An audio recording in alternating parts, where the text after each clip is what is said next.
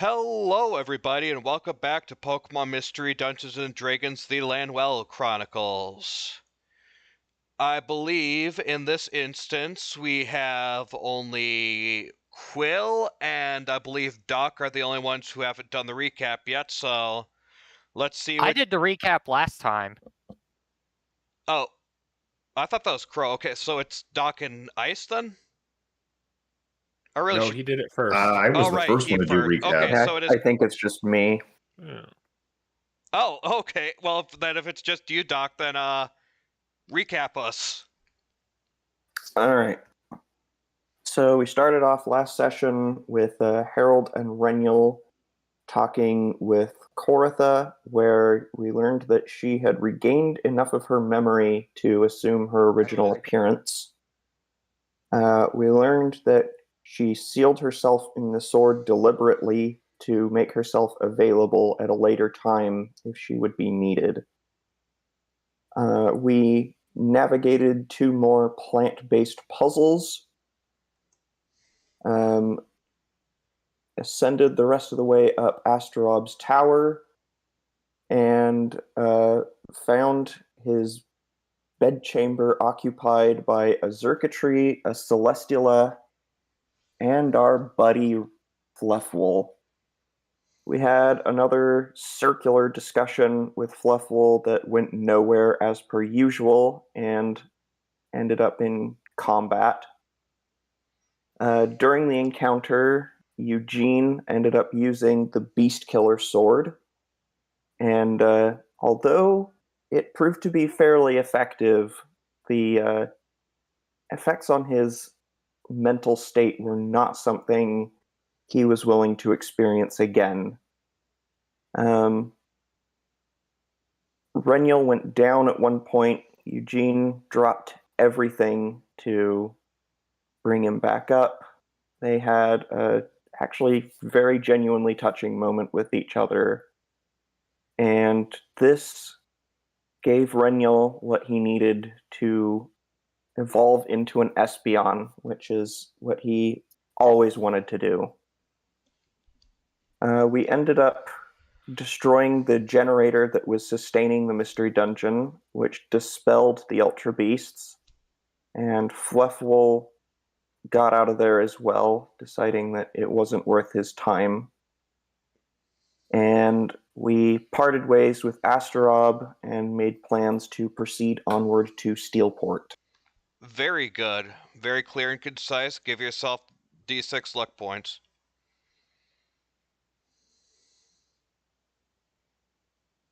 On it.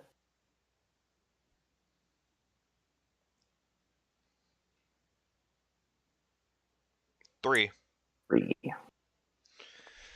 Alright. So, do you guys... Astrop did offer the guest bedroom that you previously used after the first bout with Burst. He did offer you to use that bedroom to rest up and stay the night so you could be fresh tomorrow since you took a bit of a beating that fight. Do you intend to take that offer?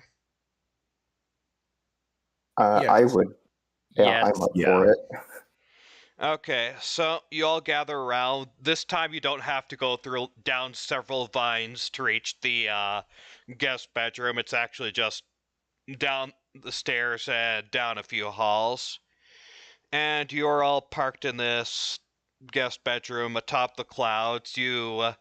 As time passes, you see the sunset literally over the horizon. You imagine Astrov is probably going to get back to looking at the stars as he is wont to do, so he's all the way back up there. And is there anything in particular you want to talk about now that everything's over and now that you've got a free moment to yourself?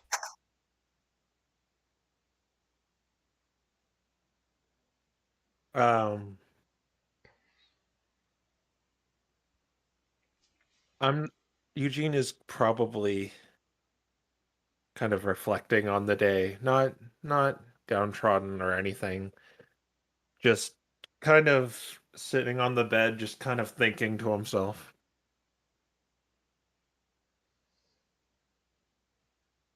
Renniel's also just kind of sitting on the bed. He appears to be sleeping, but the gem on his forehead is glowing rather brightly at the moment.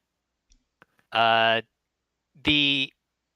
just going to call them whiskers, whatever you call the fur underneath an Espeon's ears. His whiskers are kind of moving around unnaturally, like they're free floating in water or something like that.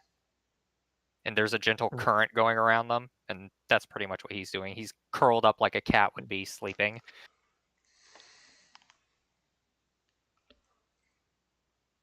I think Harold's going to be kind of like Eugene, sort of pondering what the heck just happened. I don't think anyone really has anything to talk about then. I guess so. Alright, so then I guess you all are in your respective rooms or in your respective beds, and you all take a rest for the night. As you're no longer in a mystery dungeon, there's no sudden attacks or anything like that. You're able to have a fine, decent rest. Though as you are, Reniel, you hear a voice inside your head. And it says, Reniel, can you understand me? Yes, I can understand you. Huh. So it worked then. What worked? It's hard to explain, but when you evolved, you know what I am, right? I don't need to tell you that. Yes, I am aware of what you are. Okay, when you evolved, the psychic power, it almost nearly destroyed me, but instead of doing that, it warped me in a strange way. It warped the consciousness of me that lives inside of you.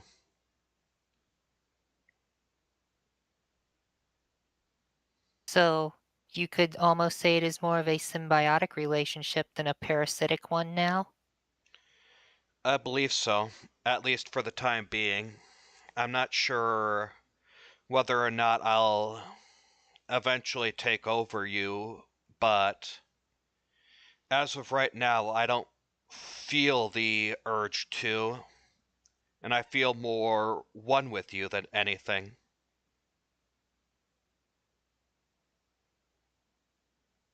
Very well. I will keep that in mind. Perhaps it could be of some use to us in combat. Yes, you should be able to, with this power, you should be able to summon an avatar of me to help you if you need it. You seem strong enough to be able to.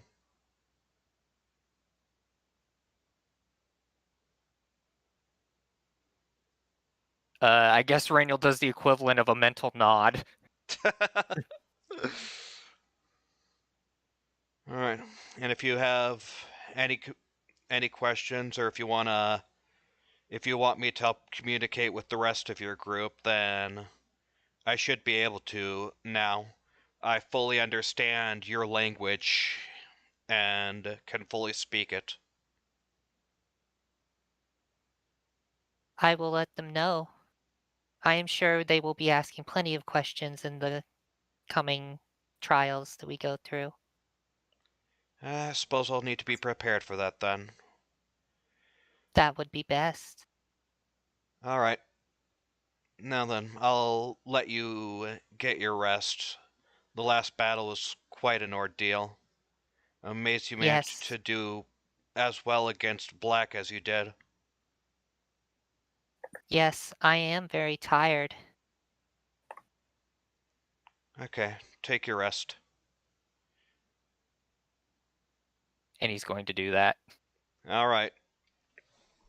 So, yep, as I said, you all rest up, and soon morning light leaks out of your window in this observatory on the clouds. and you are all, or at least those of you who wake up normally in the morning, you're able to wake up as this light floods into your eyes.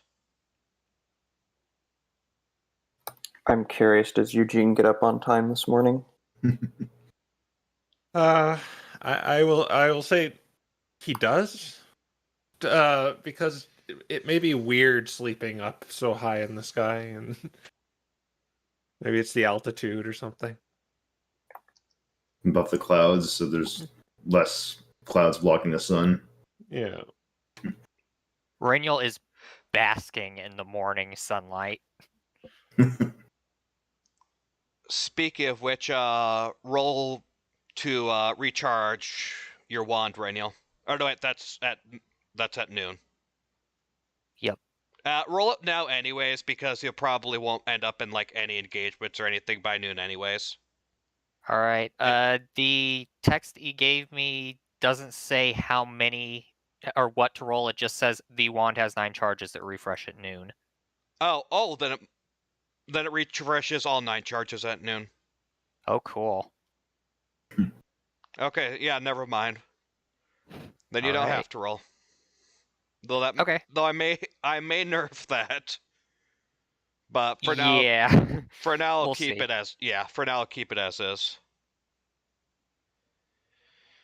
But yeah, I'm making a few changes to my attuned items. Sergey, would you like the Ring of Mind Shielding? I guess I'll take it. And the cloud robe too that we got. Since I think you're the only one who doesn't have a robe on, it probably makes sense if you had it. Oh. Something that was exactly... Sorry, I slightly just spaced, trying to look at the mind shielding again. Did you want the robe of clouds as well, since you're the only one without a robe? I mean, if no one else is going to take it, I guess I will. All right. Let me pull up the stats for it again. Unless you can find them yourself. Let's see here. I got it. yeah, it's I'll put it in here for you. You might want to attune to it if...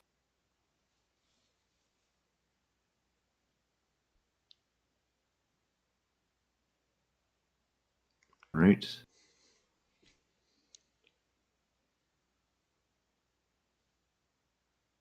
I guess I'll just attune to those this morning then before we head out.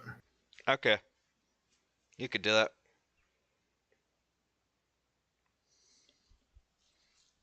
Or wait a minute.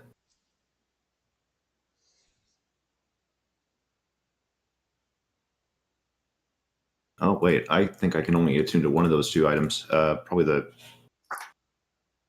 robe then. Okay. Because I've already got the seashells and the Wind Waker. All right, yeah.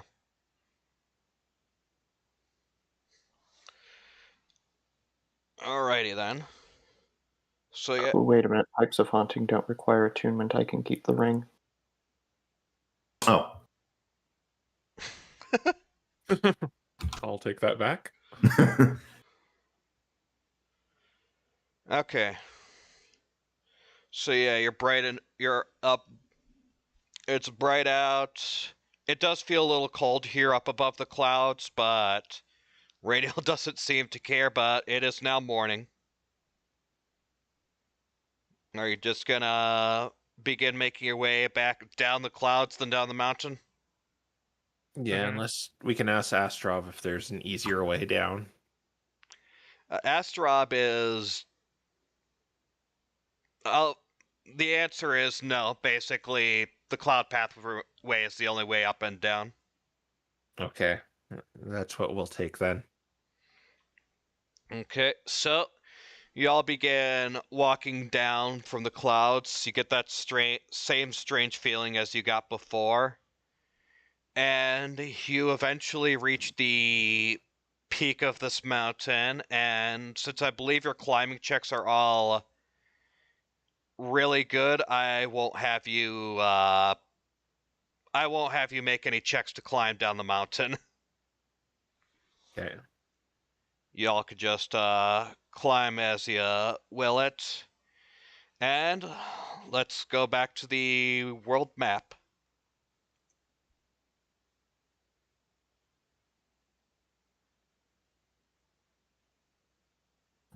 We don't have an owlbear link for today. It's in It's in general. general. Oh, Just I'm an doesn't idiot. have the embed. Yeah, just put it in general.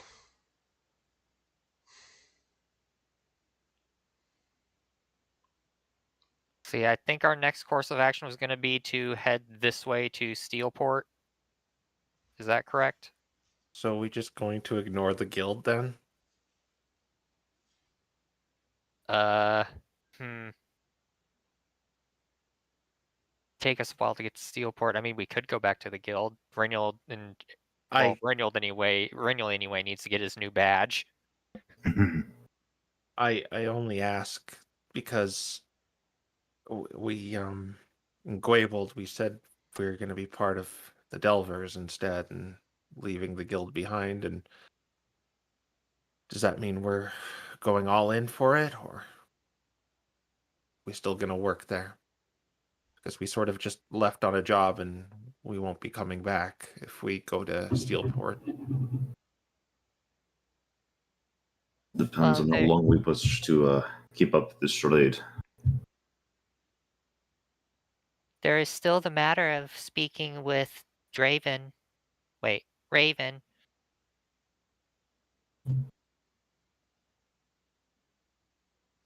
I think we need to keep up the charade at least that long.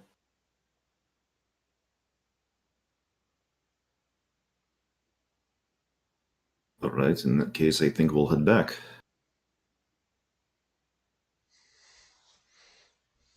And are we just going to do another one of these missions that are conveniently on the path to Steelport then?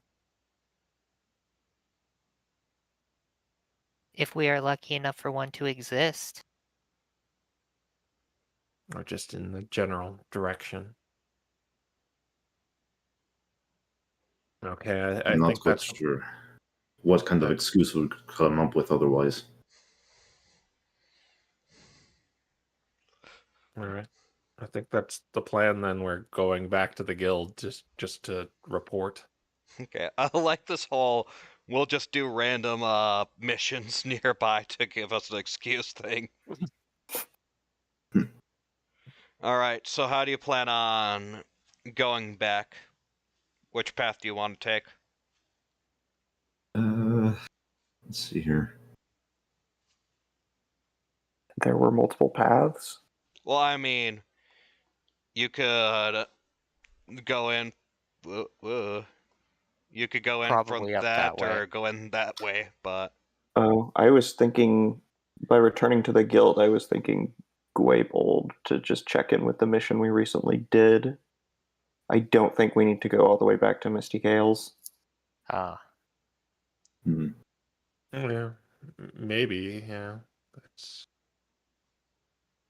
Unless the goal was to head back to Missy Gales because we wanted to potentially talk with Raven. I think that's too far out of our way at this point. I mean, as is, we're looking at a massive diversion. yeah. Waybold is further away than Missy Gales from Steelport. That's true, actually.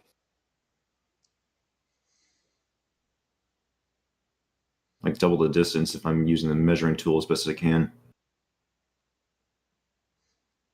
Maybe I should throw this map through a hex editor sometime.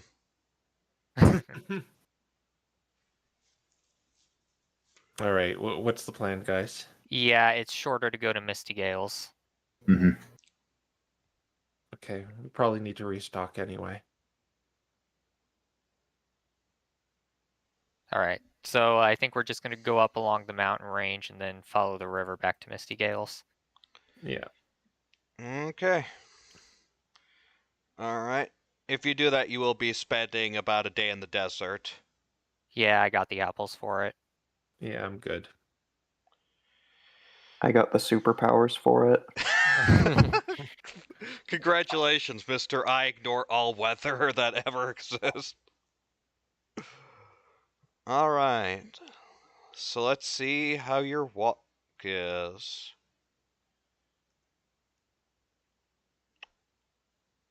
Huh. Okay. Apparently the dice wants you to get on with it. Okay, so you reach the bottom of the mountains and you begin making your way up over here, and you make it through the desert with no major incidents. And it is now nightfall. Okay. I'm at the base of this mountain again, so Yeah, I yeah, think you're just gonna find the same spot you used to rest last time this time. yeah.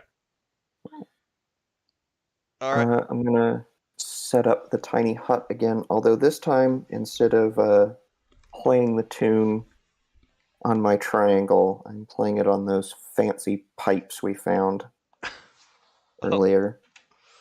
Oh my gosh, okay then. So you play it on those fancy pipes. You're not using the magical effect of the pipes, right? Of course not. Okay. No.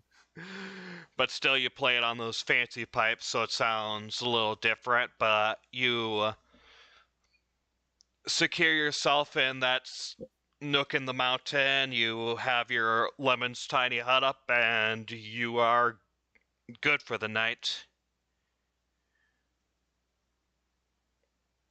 Soon enough, you wake up in the morning, and I assume you continue on your way to Misty Gales. Yeah. Yep. All right. The dice really want you guys to move along. Maybe I should start having you guys roll for encounters instead.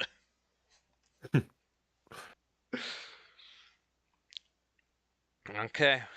But another eventful day, and through following the river, you make it back to Misty Gales. It's been a long while, but you see the familiar sort of mist surrounding it, the familiar trees, houses. You see the side of the large forest. It might be a little nostalgic this time since, again, you've been away for a while due to all the stuff you've done. I do tend to just. Sorry. Oh, I'll let you finish. I thought you were done. I was gonna say, do you intend to go to the guild? Yeah, that's where directly probably where we're going. Okay.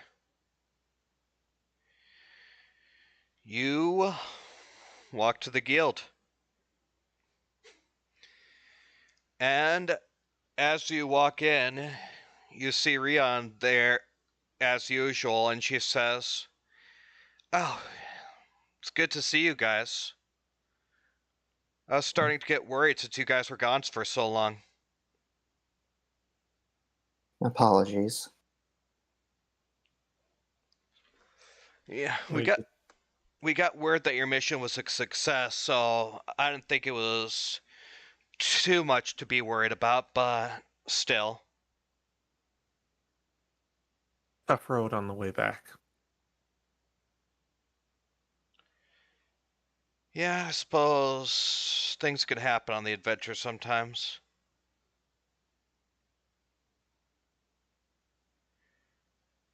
Um, uh, we just wanted to report that we completed the mission. Like we didn't mean to worry you. Alright, that's fine. Was there anything in particular on the mission you need to tell the leaders? I think we all wanted to speak with Raven about it, right? Indeed. Oh, just Raven? Okay. Head upstairs, and I believe at this time of day he should be in his office. Right. Thanks. Mm-hmm. And she nods and lets you head on your way.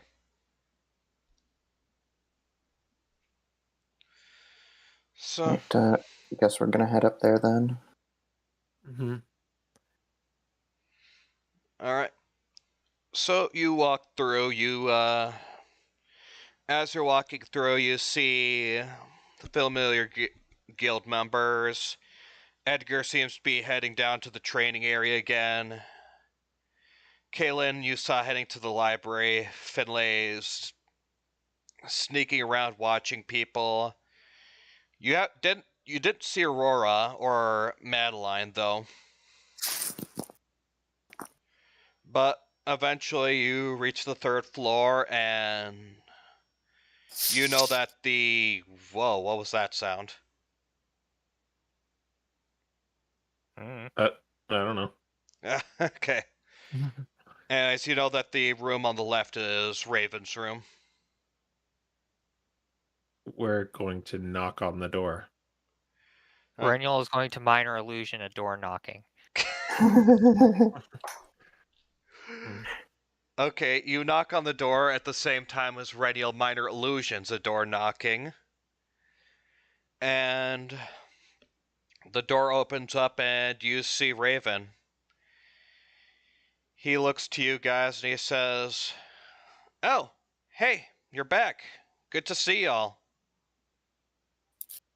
Yeah, we just wanted to report what we found on that escort mission. Oh, there's something major about it? I figured it was pretty simple. We got your confirmation. Well, there's some nuances that we thought we'd report to you about. Oh, okay, well, come on in, come on in. He leaves his door open and walks to the other side of his desk. Actually, can I request we close the door? Sure, if you want. Yeah. I shut the door. Harold is going to cast message at Raven. Are we secure in here? Raven responds to message with, "Yeah, nobody should be able to hear us. And nobody should be able to use magic to spy on us either." Well, He responded to Harold with that. oh, okay. Harold just gives a nod. Okay, but yeah, you all walk into his office. As usual, it's still the utter mess that you saw it before. He still has his glaive hanging up, but otherwise there's a mess of paperwork and a few items as well. And it's just a bit of a pigsty in there, but you close the door behind you and you're all inside Raven's office. Okay. I think we should jump right to the chase, and it's actually just a little thing that we found these rings while we were doing that mission, and I show him the ring I'm wearing. Oh, rings of mind shielding. Mm-hmm. You familiar with them at all? I mean, I'm guild leader. I would hope I'm familiar with them. Hmm. Well, I've only seen them once, and that was from the 3 Pokemon that attacked us. Yeah. Dang. You guys are okay Yeah. though, right? Well, I mean, of course Yeah. you are. You're here now, but Mm-hmm. Yeah, they said we found out they worked for a certain organization.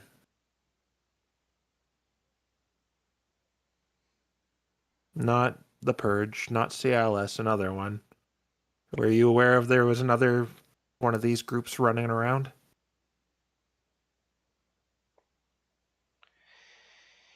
He sits there thinking for a moment, and he says, "I've heard a rumor or two about it, yeah." Do you know what they call themselves?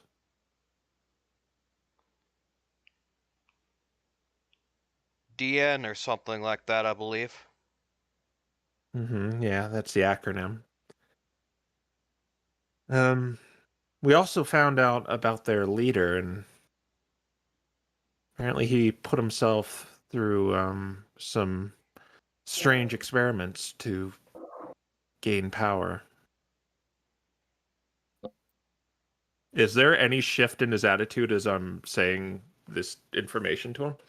Roll insight. Okay. Can I as well? I am definitely watching him for this. Sure. Only you two, though. Okay.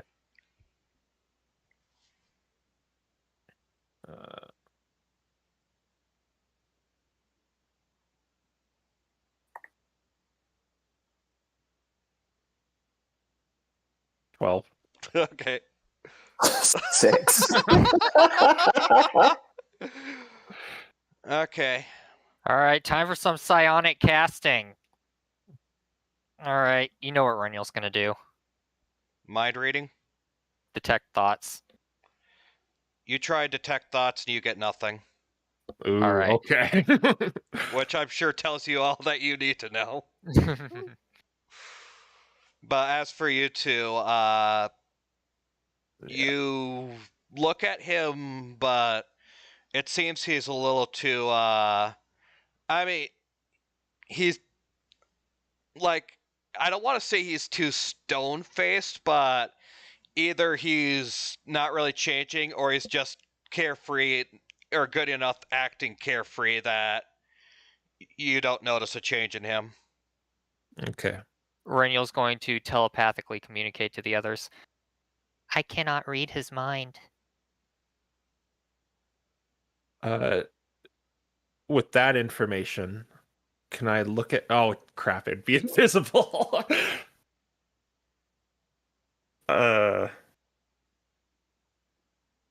So this ring I'm wearing, if I tap it against like the chair, like a chair, it would make a sound, right? Like a different sound than my like just bare hand would make. Yes. I'm gonna say to Raven, this might be a weird request, but could you tap all your fingers against the desk there Tap. in the fashion like how I'm doing with the ring? Tap all my fingers. Are we playing Yeah, some sort of game here or something? you could say that.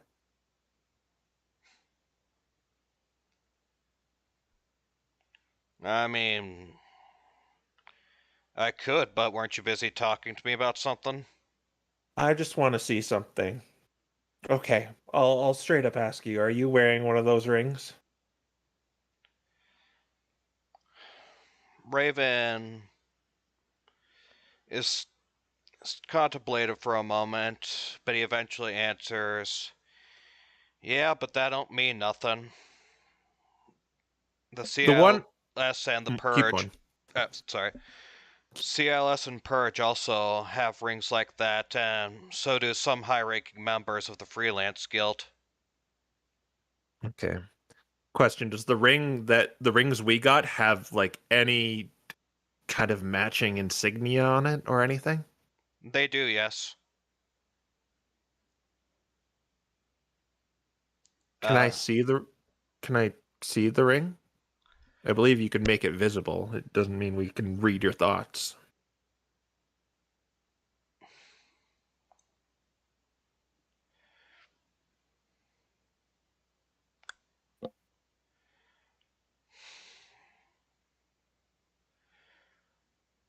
Raven.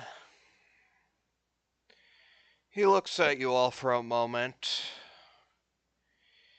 He sighs and he says, "Why don't you just come out and ask what you really want to ask?" Do you lead Darkest Nights?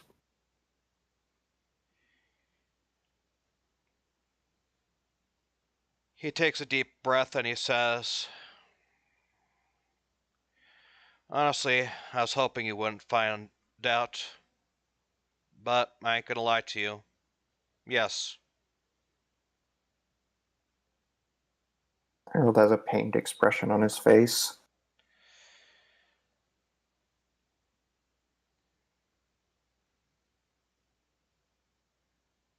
Okay. So where does that leave us now? I could tell you why.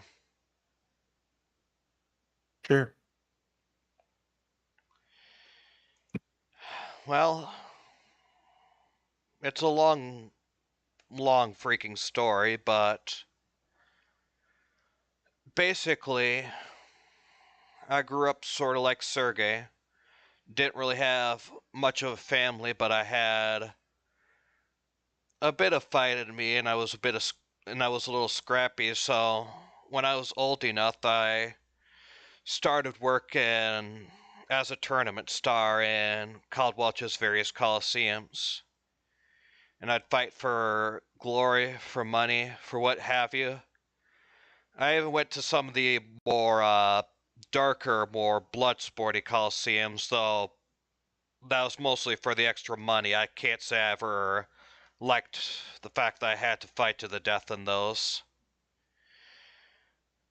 And that went on for a while until I met myself a gal.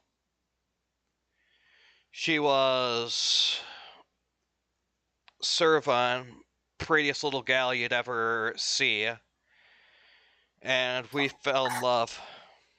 But there is just one slight problem. She is born in Aryan nobility, and I was a nobody of nothing from Caldwelch. Still, I didn't want to just give up, and the two of us, we hit it off really well, so eventually, just like Sergey, I won a tournament and got to join the Freelance Guild. Happened around the same time that Hope was there, actually, your brother. So I worked hard in the Freelance Guild, hard as heck, tried to prove myself, prove that I'm more than just a bloodthirsty Caldwelch. Around that time, I even learned about Cialis myself, and to help prove myself, I started acting as an operative against them, especially once I became part of the main Freelance Guild branch. I did my best, tried my hardest, but it was never enough. The gap between Caldwelch and Aaron was just too much, and my girl was eventually brought into an arranged marriage with someone else. And that was devastating enough, but then, well, what happened to Hope happened. He was sent to his death, all because he happened to find an organization and proof of the Freelance Guild's corruption that he wasn't supposed to. After his death, I try to figure out why, try to figure out how, and that's when I first encountered and learned of the Purge. At the time, they terrified me so much that I joined CILS. I joined it out of fear of what the Purge would do, and out of anger, hatred, and revenge for what they did to Hope. But after spending so much time with CLS, I realized those guys, some of them are decent, but there's so many Caldwell supremacists there. They're just as bad as my girl's family in some ways, looking down on Aarons, on people from Ledrith, all of them. were absolutely horrible, and I couldn't stomach being part of it, but here I was stuck. I couldn't let the Purge do what they were doing, and I couldn't let CLS just continue, and I just couldn't let Lanwell continue as it is. I'll divide it into the remnants of the three different nations, all divided, all closed off from each other. So, soon enough, I met some like-minded folks, people who didn't want to really be part of the Caldwell supremacy of the CILS, but didn't like what the Purge was doing either, and that's when we did it. We operated on a front of being CILS's main research organization, but we formed our own group. We formed the Darkest Knights to finally end the problems surrounding Lanwell, to finally end the injustices of the divide between Ledrith, Aaron, and Caldwelch.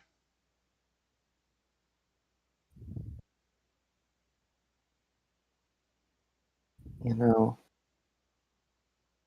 in a way, that goal might be more important than ever right now. How do you intend to go about doing this, though? Raven sighed and he says, "We've been divided on that for a while. For the most part, we have one agreement. When the war begins, and the war's gonna begin, CILS is gonna stir up all of Caldwelch to go against the Purge. The Purge is gonna stir up all of Aaron to go against Caldwelch, and Ledrith is gonna pick both sides depending on whatever serves their interest, or most of them are just gonna stay out of it and do research. And we helped CLS, I can't deny that, and we're basically profiteering off the war, but once the war is over, we're gonna make sure, whether it's CLS that wins or whether a Purge that wins, we're gonna make sure both organizations are destroyed. What happens after that, we've been divided on. But one thing is clear. We're not going to let Caldwelch, Aaron, and Ledrith continue as they are. We're going to blend, we're going to mix it together, and we're going to make it one Lanwell. We're not going to let the nobility of Aaron be the nobility of Aaron. We're not going to let the researchers of Caldwelch stay isolated. We're going to merge this continent, whether it be through force of rule or through genuine interest. I want to convince everyone that we can all work united. I want to convince everyone that we can become one, like you guys are. You guys are the dream I wish I could see for Lanwell. Pokemon of all three of the old kingdoms working together under common cause, but if they refuse or if they're stubborn, then we're gonna have to use force. And I don't like that. I'll be entirely honest. I may be seen as the bad guy after all is said and done, depending on what we need to do. But Lanwell needs to change. Otherwise, it's going to be thrown into war after war, conflict after conflict, and more places like Aaron and Caldwelch will just continue letting their hearts divide them. And that's what the Darkest Knights stand for. That's what we want to represent. The end of Lanwell's darkest night, and the beginning of a new bright dawn. There's another piece to this equation you need to be aware of. How much do you know about Fluffwool? I know a bit about him. I know he's been doing some experiments. Reniel here sits as one of them. By the way, congrats, Harold and Reniel, on evolving. Thanks. Thank you. But I know he's been doing some experiments. I know that he's utterly transformed himself, and I have some reports that say he's been both working with us in the Darkest Nights, and he's been working with the Purge as well, and he has a hand in CLS too. So I know he has been working each faction. He didn't transform himself. Fluffle, as we know him, as far as I'm aware, doesn't exist anymore. I'm going to use minor illusion and create an image of black. I don't know how much you heard about what was happening to Reniel, but Fluffle is a representation of that process going to completion. He is another creature now, simply inhabiting Fluffle's body.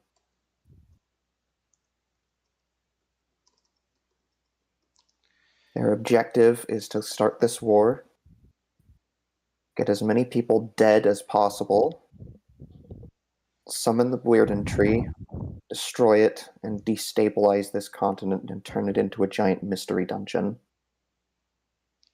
In other words, what you're trying to do. Whatever it is we use as our solution here, it cannot involve mass destruction like that, or everything will be for nothing. Raven listens to what you say, and he has a look of shock on his face, and he says, You're kidding, right? Well, maybe Fluffle's been lying to us. Sure does like Maybe- to talk a lot.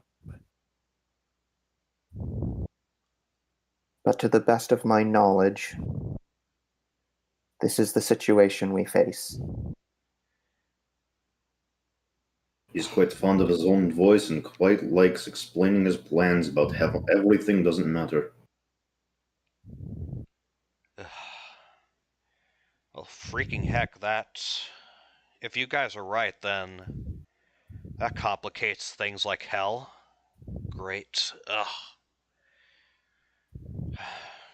He sits there thinking for a moment. Well, there's... I get what you're saying, and I can't disagree. If this war happens, and if he's really doing what you think he's doing, then if the war starts, we're all freaking screwed. But at the same time, this war is starting. Like, even if we Darkest Knights didn't come in, this war was still gonna start. The Purge and CLS are both going stir crazy over each other right now. I've been in CLS's base recently, and the only thing stopping them from declaring war is just waiting for the Purge to act first, and I'm sure it's the same with Purge. We're in a deadlock, but it's a deadlock that who knows how long it'll last. All they need is one more spark, and this war is about to go. That's another reason we came to you, too, is we're trying to find a way to get Fluffle out of the picture. And that would require us to, have free reign for a little bit. We've been, I'll be honest with you, we've been just taking missions that coincidentally align with the locations that he is going. We know he is, where we get information where we know he's going to be. You know, I had a feeling, but he thinks for a moment. He says, It ain't gonna be easy to run it by old Thorny Boy, but I could try and make sure you guys are given free reign. I'll say it's like a special assignment or something. Well, Thornton doesn't know I'm the leader of the Purge, or otherwise he would have added me out a long time ago, so if I set you guys on a special assignment, she shouldn't think too much of it. How much do you know about Thornton? I know he's sort of like you, Eugene. He used to be a member of Aryan nobility, but most of the inheritance went to his uncle, and he's more of a branch family. I know he's been part of the Misty Gale's training guild for years now. He was here back when I was training. Well, first of all, I'm nothing like him, and second, he's part of the Purge. For the first time, you see Raven's carefree mask fall and break, and he says, "You're kidding? No, you're not kidding." He is not the only one either. As we understand it, most leaders either know or actively align with the Purge as part of the most leadership. I had a feeling there were a number of bad apples in the Freelance Guild, but frick, old Thornton. And Shad. Remember that incident in Gwaybold with the mystery dungeons? Yeah, That was He Shad. orchestrated all of it. he slams his desk with his fist, and you do actually hear the ring now. I look over at the door and oh yeah, it's closed, right? Darn it. Was Thornton responsible for Hope? I don't know.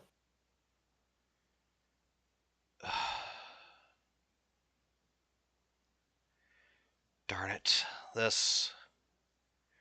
I knew the corruption was bad, but even up to Thornton, great.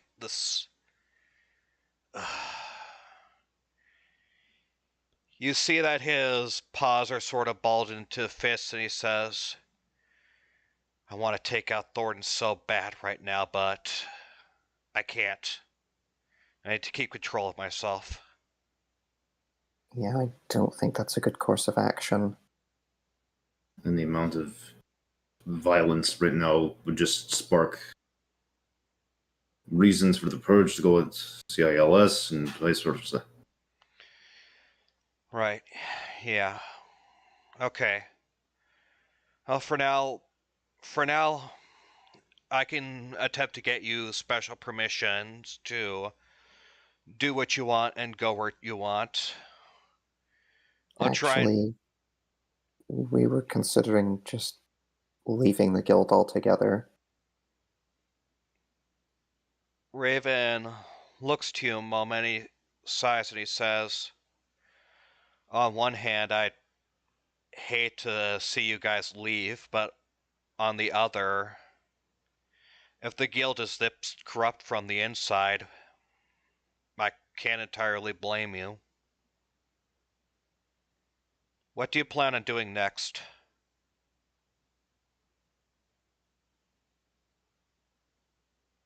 Or do you not trust me enough to tell me that? I want to trust you. I really do. I'm not against you guys.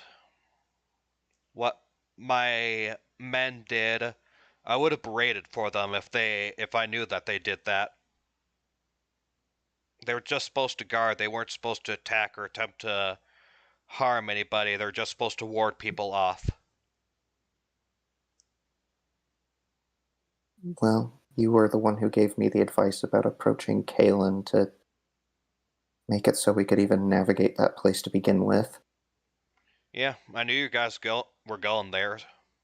I could have just not had you. I could have just made sure you guys didn't go. But I figured you guys needed it, so I helped you. In general terms, we're trying to make sure that the rest of the Ultra Beasts have the ability to return home. If we can send them back, then they won't be available to help Fluffwall. And you know a way to do that? Yes. As we understand it, there's what one might call a power struggle with Fluffwell and Black, and then the rest of the Ultra Beasts. We may Our not be hopes. able to stop the war yet, but we can stop him from fanning flames. The hope is that if he's given a good enough reason to go home, most Ultra Beasts might follow him. The other options,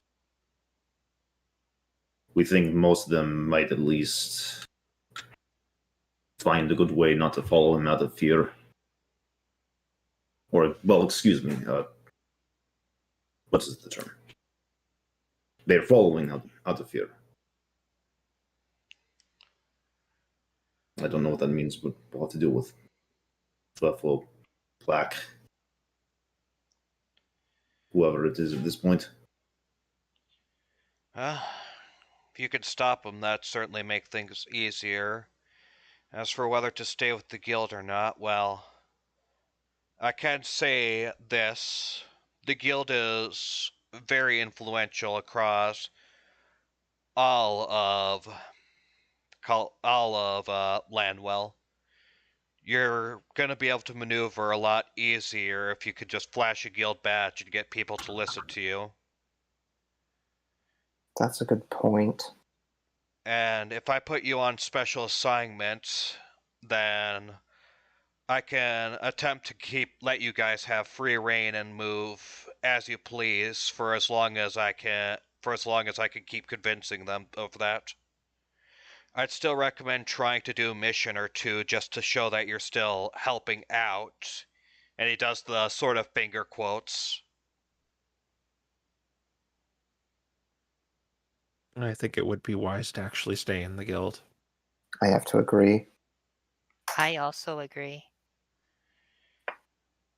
Yeah, though, if you do, for whatever reason, feel you need to leave the guild, then do it without hesitation. But for now, I think you'll find things easier if you stay with us. Speaking of which, Harold and I will need new badges. Alright, you evolved. Okay, he puts something for you to get your new paw prints. All right. Reniel will interact with said thing to give him paw prints. Yes, I know my English is amazing right now. But yeah, he gets your new paw prints. He says, "All right, we'll get your badge pretty quick." 3D printer.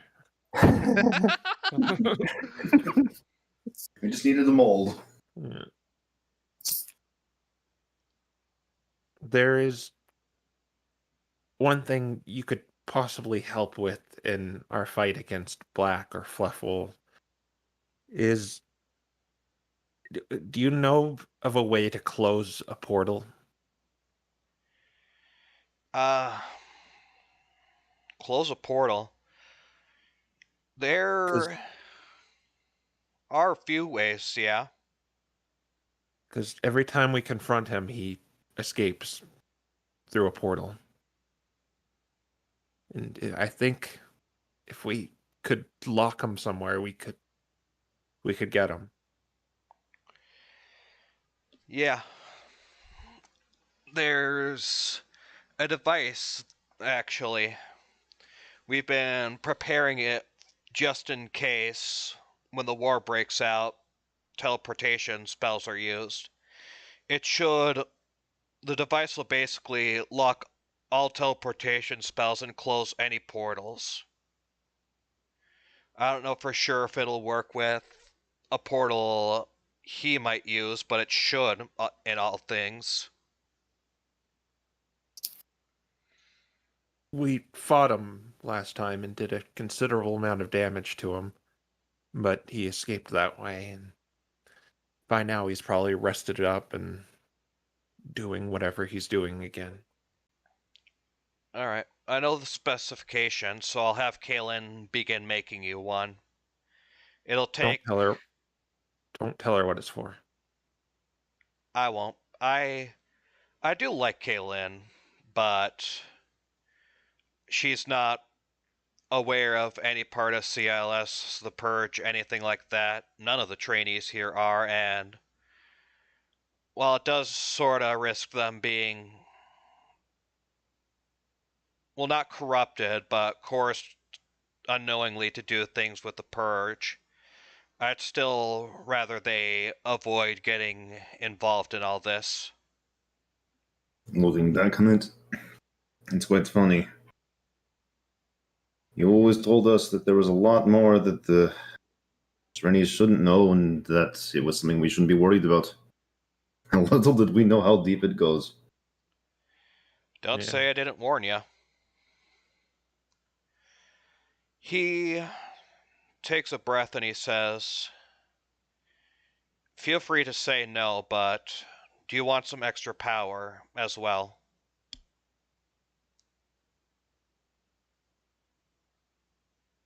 And yes, I talk about what was done with me. No. I figured. To what extent would our powers be amplified? Better question, what would the cost be? Well, you were in that dungeon, so you probably saw the shadow apsol we have, or the blackened apsol we have there. It enhance your physical abilities, enhance your spells if you're a caster, stuff like that.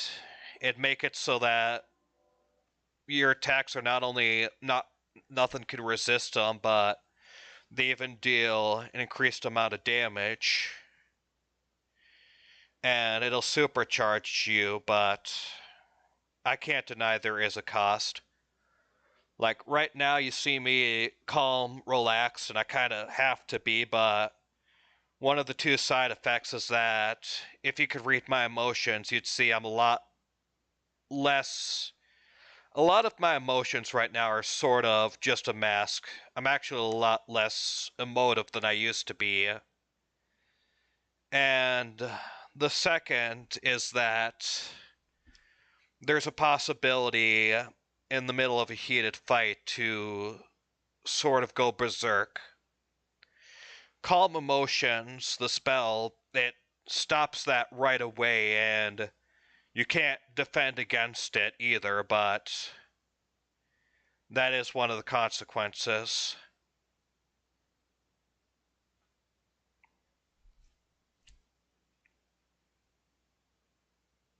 I had a taste of doing something like that, and I don't want that.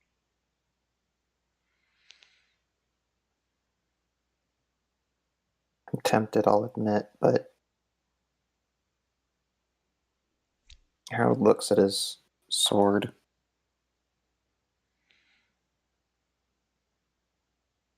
I think for at least some of what's going to be coming, I need to be myself.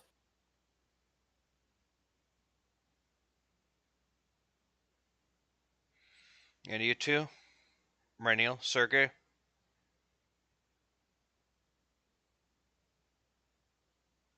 Had you asked me just a few days earlier, I would have taken you up on the offer without a second thought.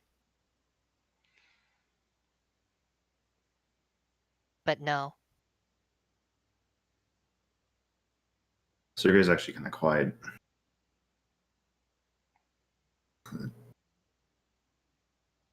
It's the sort of thing I can't even know why I'm considering, but he looks at the rest of the group. There are so many upsides, but so many downsides. It's a genuine question of if losing a part of myself would be worth it for dealing with Black. Ask yourself something, Sergey. Do you want to end up like me?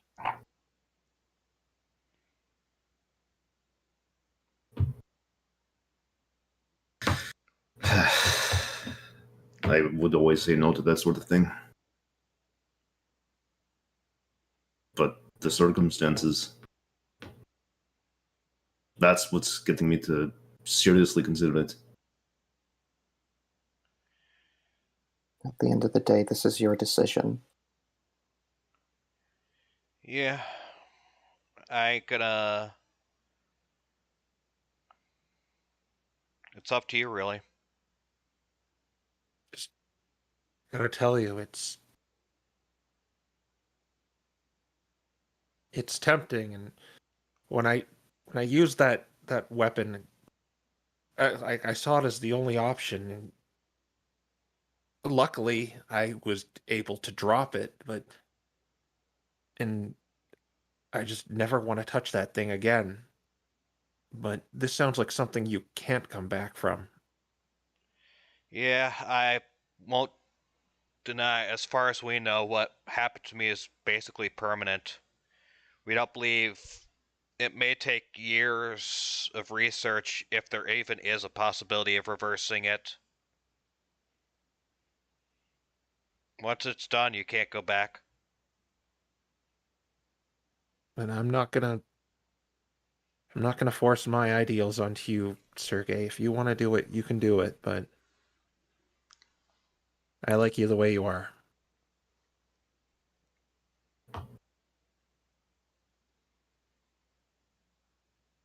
He gives Eugene a smile, but sort of clenches one of his forward paws. Ugh. Me the way I am.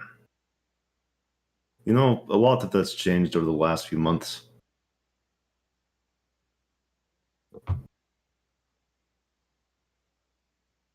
And quite frankly, at this point, it's even interesting to say who I am from who I used to be. But all I know, I'd much rather see this continent get out of it. Let me put it this way, then. Where we're going, they got rid of you and left you. I think I speak for everyone here when I say we won't do that.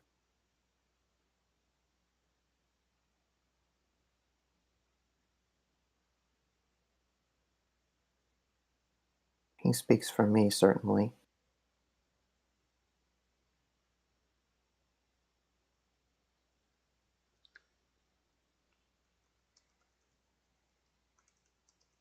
Make me feel as though I'd be betraying you then.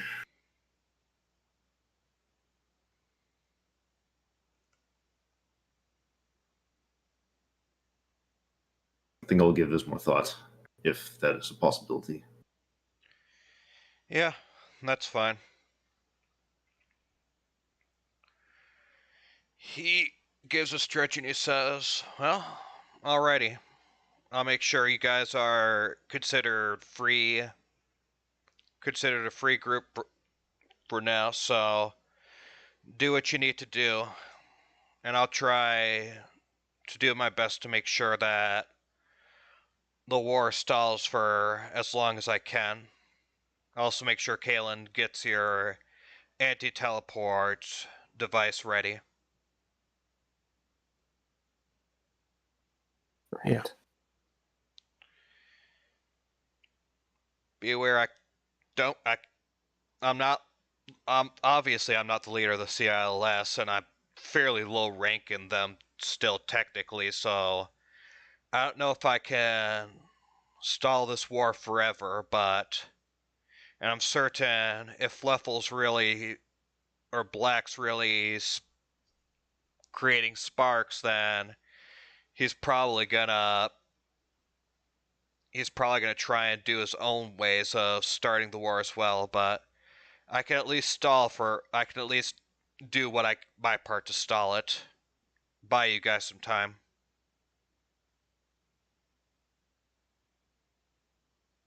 Got Okay. to be a way to defuse this situation, but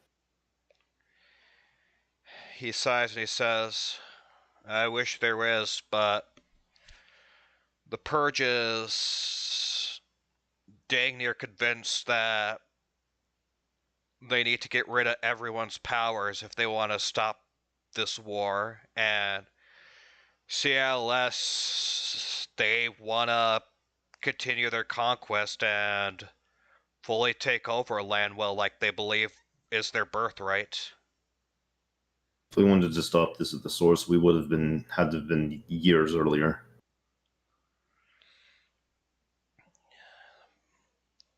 If you guys can find a way to defuse the situation, I'd love to hear it, but we're pretty much expecting this war to be an inevitability, in the darkest nights at least.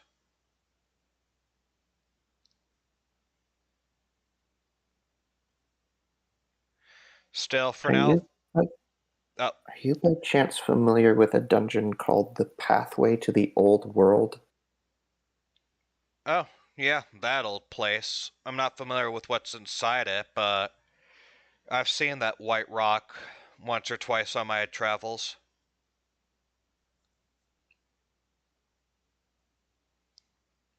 Keep wondering if it's literal. Literal?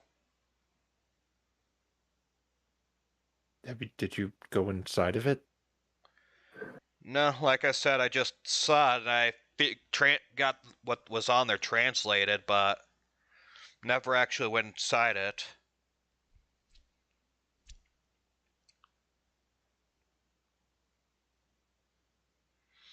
Back when we first joined the guild, I remember we spotted that little thing. The question is, how would we even know where to find it now? It's bound to be somewhere or other.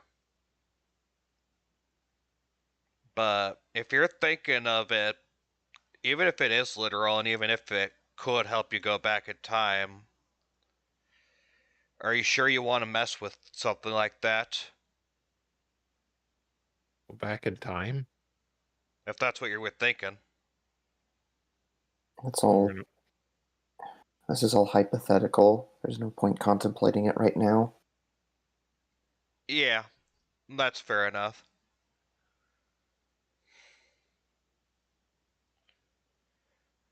For now, I guess y'all should just do what you need to do, and I'll help you how I can. And to be clear, this doesn't mean you're working with us. I ain't expecting you to, I ain't asking you to. But I can certainly agree that we can't let something this big happen. I want Lanwell to become a better place, free from all the conflict and all the trouble. I don't want Lanwell to become nothing but a mystery dungeon, nothing but a bunch of chaos. Then perhaps something that you should plan on doing is defending the Word and Tree. Do you know where the frick it is? No, but you could put your efforts toward finding it. Suppose I can't deny that logic. I'll see what I can do. That might be the most productive thing you can do for the time being. Yeah, that's fine. Just be aware, you'll probably get a lot of strange looks trying to find an old location of something that's simply folklore. Don't you worry about that. You don't exactly get to be part of,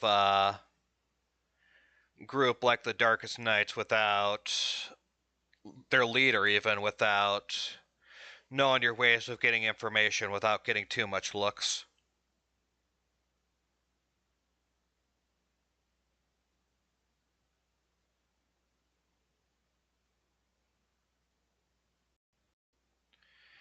Anyways, good luck with what you all have to do, and I'll make sure to do what I need to do.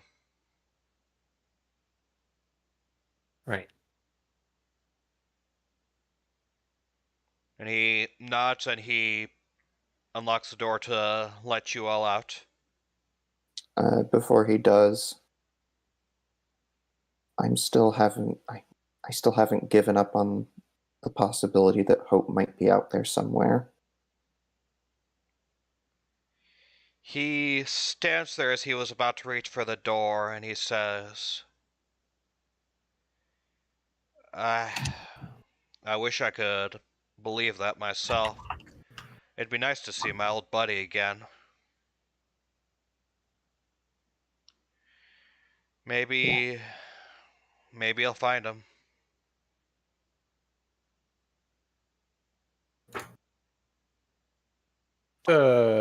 Another question. Does Raven seem in the same age range as I think it was Catherine, the Servine we escorted that was a friend of my family?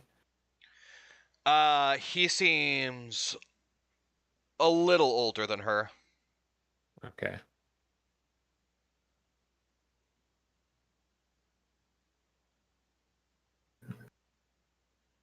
Yeah, just wondering.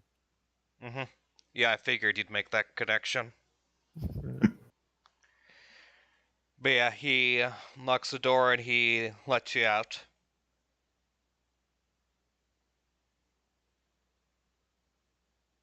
As soon as the door closes, you kind of see Sergei's shoulders just kind of shift as he lets out a sigh.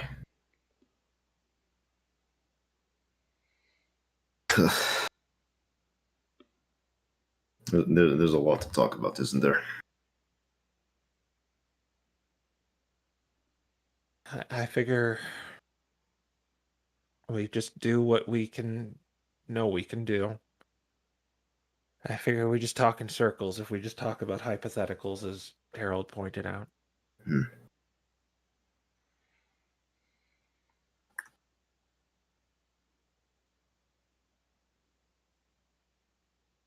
I did think of one other thing we could do if we go near Dawnsbury again.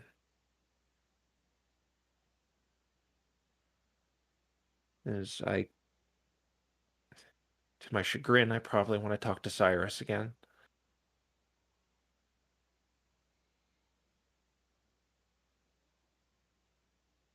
Did Harold and Reniel share that the sword looks different now? The beast slaying one? I don't think so. Oh, I'd completely forgotten that it did. Oh, okay. I didn't even remember that it did. Okay. Then, See. still none the fact I want to go there at some point. And maybe ask him if there's a way to possibly fix it.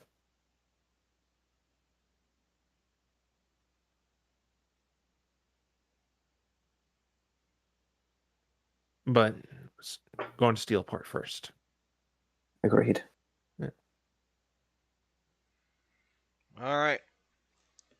So, I don't have a list prepared for you, but I assume you want to get apples and restock on that? Yeah. Yeah. Okay. Usual. So, this is actually important. As you go to the Cloudwatch Marketplace to get yourself some apples, you read that they're now 2 gold. Oh boy, inflation's just the worst. Reniel looks at his stockpile of 25 gold and just kind of... Oh dear. Yeah, sorry about that.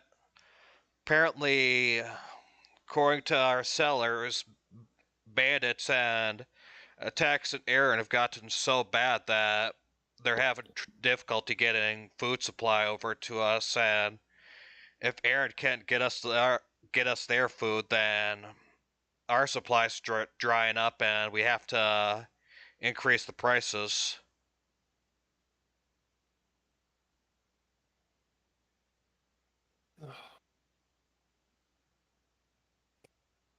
Man, if Well- only we weren't entirely dependent on one single item as our entire food source. We should consider diversifying. How much are your bananas? Oh, those are also 2 gold. Chestnuts. I was expecting what's a banana. Okay, our nanavs are 2 gold.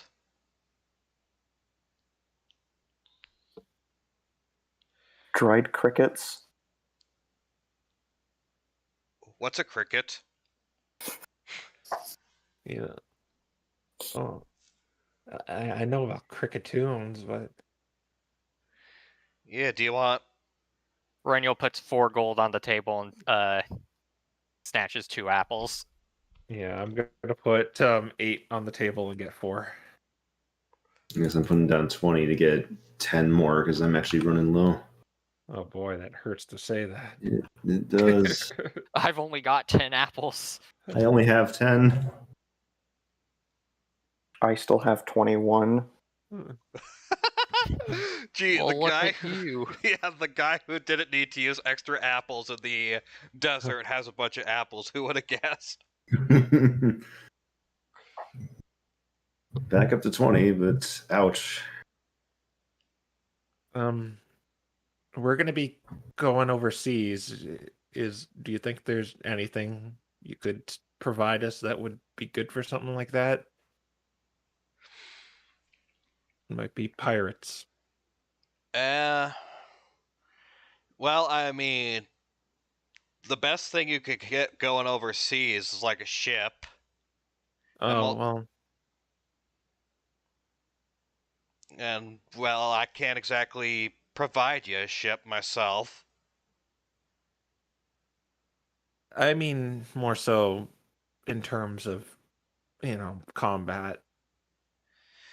Oh, I guess I could get you ammunition if you want.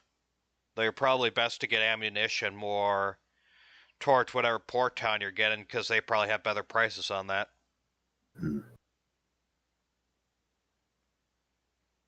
Okay. Otherwise, I guess if you want to try, you say you're going after pirates? If you want to try like lighting their sails on fire or something like that, some oil flasks might be a good idea. We've done that already. Flashbacks.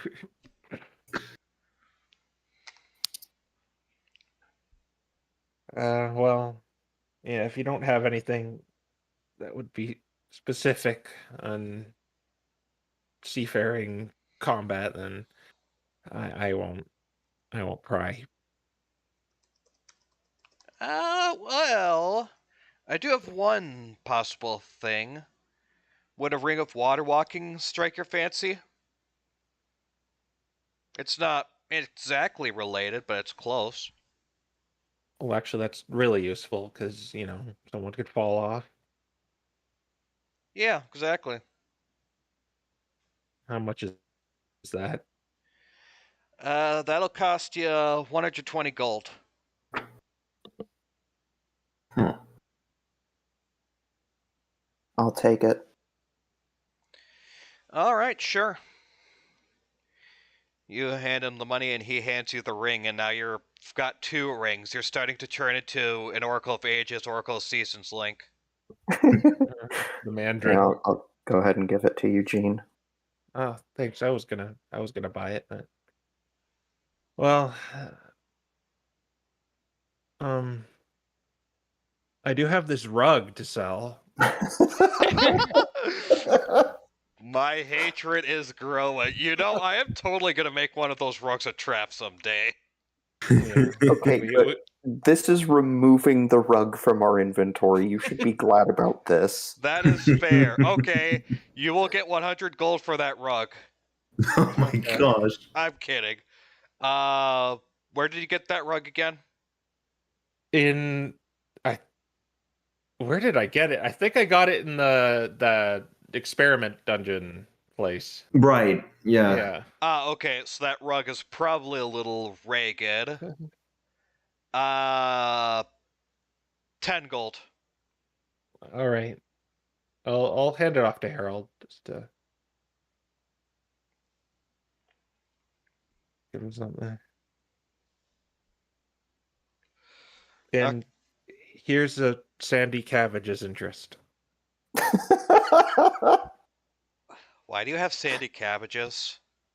Well, because a guy fell from a mountain and he smashed into a cart, and I didn't want it to go to waste. I'll give you 2 silver. Or, sorry, 2 bronze. Or copper. Copper. Copper, right, copper. I'll give you 2 copper. Okay. Sure. Congratulations. For your sandy cabbages, you now have 2 copper. 2 pennies. Yes. 2 pennies for cabbage. All right. What a price. And he doesn't have any other exquisite items on sale right now? There's no list As of prepared. right now, no. Okay. Well, unless you guys have something to sell, I'm probably done here.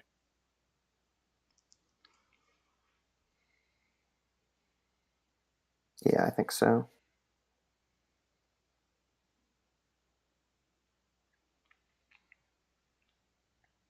Was the plan we're going to stay at the guild for a few days, or are we going to head right out to the steel port? Do we have any reason to stay? Long enough for Renyel and I to get our new badges. Right. You'll probably get those by tomorrow.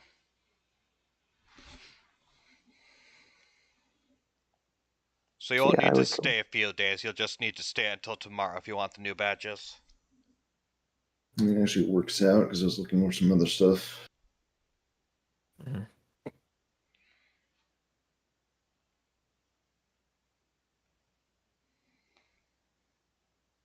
Anyone have anything else of note, or are we just waiting on the badges? I think we're just waiting on the badges. All right. Okay, so let's do the time warp again. So you've been moved. You are now the next day. You've been given your badges. You've been given a nice hearty breakfast, and you were also given dinner for the past day, so you didn't need to consume resources for that. Oh, good. And you are now able to begin making your way. Onward Before towards that, the- I'm Oh. going to I'm gonna go down to Kalen's laboratory. Oh, okay. You walk downstairs, past the training grounds. You see Edgar's as usual, hard at work practicing against some substitute dummies, and you enter Kalen's lab. You see it's filled with all the usual mixtures of various colors. You see, but you also see that Kalen seems to be at the beginnings of tinkering with some sort of device that looks like at the end product it'll be a sort of small square device. But Keep going. as you walk to her, she notices you. She stops tinkering for a moment and she says, "Oh, hey Eugene. It's been a while." Mm-hmm. Is that the? Never mind. Yeah, that's the anti-teleportation device. It'll still be a while before it's ready, but I'm hard at work getting it done. Yeah.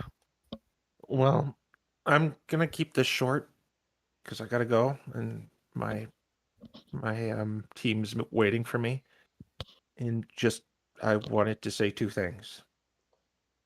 Yeah.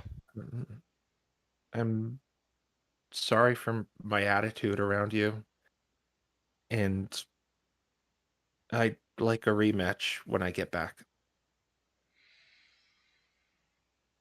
It's fine.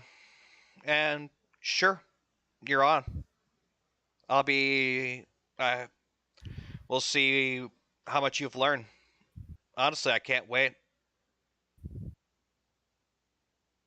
There's kind of like Eugene is more or less thinking the probably finality of not really being part of the guild anymore and wanting to get this off, so he just kind of nods. Well, yeah, gotta go. I'm not very good at this. It's fine. See you soon. Yeah. And I'm gonna go back upstairs and rush back to probably the gate to the town or city. All right. So, yeah, you all meet up together and you begin making your way off towards Steelport. Now then, let's see if the dice continue wanting you guys to just get on with it. No, see, now we got to the important stuff, so they know. Oh my gosh! Did they? Okay, well, for your first day of travel, you guys, what path were you taking, by the way? I assume, something like, yeah. We're probably not going to go. We're probably not going Yeah. to cut straight through the mountains. We're probably going to go like around into the forest and then. Well, down this to part, Steelport. this part is, as you Oh, remember there's from, okay. yeah, this part is a gap in the mountains. Okay. Have we been here before? You have not been to, you've seen her at town a few times, and you know it's the main base of the Freelance Guild, but you've never actively, like, I think you may have done a bit of shopping there, but you've never really explored around her at town. I say Cross this lake at one point during one of our Yes. early training missions. Yeah, you guys have basically walked this path because Dodgebury is, like, right here. Right. So you have basically gone down this path before. oh, perhaps we could actually stop at Donsbury then. You could if you Mark. want to, it is on the way. Oh, that's a smarter way of doing it. I mean, we could stay there for the night, but I could get that out of the way if we. Yeah, I guess we're just gonna take that path then. We're just gonna take the Donsbury path and get to Steelport. Okay.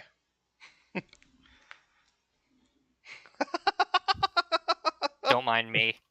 I mean, hey, having plain text Yeah. helps when you Alright. get these things upscaled. So you make your way around here. You cross through the mountains, and yeah, you make your way to Dodgebury with, like, absolutely no issues. It seems you guys are very lucky today, and I may actually need to invest in the hex editor. Hmm. All right. I'm probably gonna go see Cyrus alone. I believe I should come with you.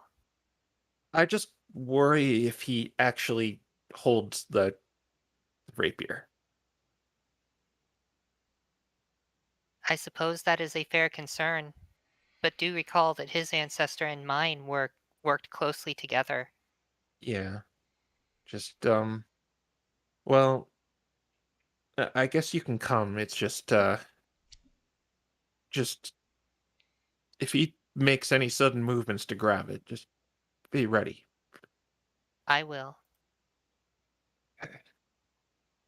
As for Sergey and Harold, just be careful here. You should know Sergey, but Harold hasn't been here before. Right. I'll just maybe stay use the low. guild as a ruse. All right, so I guess Reniel and I are gonna go to Cyrus's house. Okay, and I assume Sergey and Harold, you're just going to just get a spotty in and not really do much. I guess. What time would it be at this point? Since we've been traveling. By now it's pretty late. It's pretty early evening, not late evening. Early evening. It'd still be good to go and try to find a inn to check in for. Yeah. Okay, I mean you know of the inn that you used the first time you came here, so you could just use that one. That's true. And the question is, this was the place that was pretty wary of Caldwellians, if I recall. Yeah. Yes. It's been quite a while.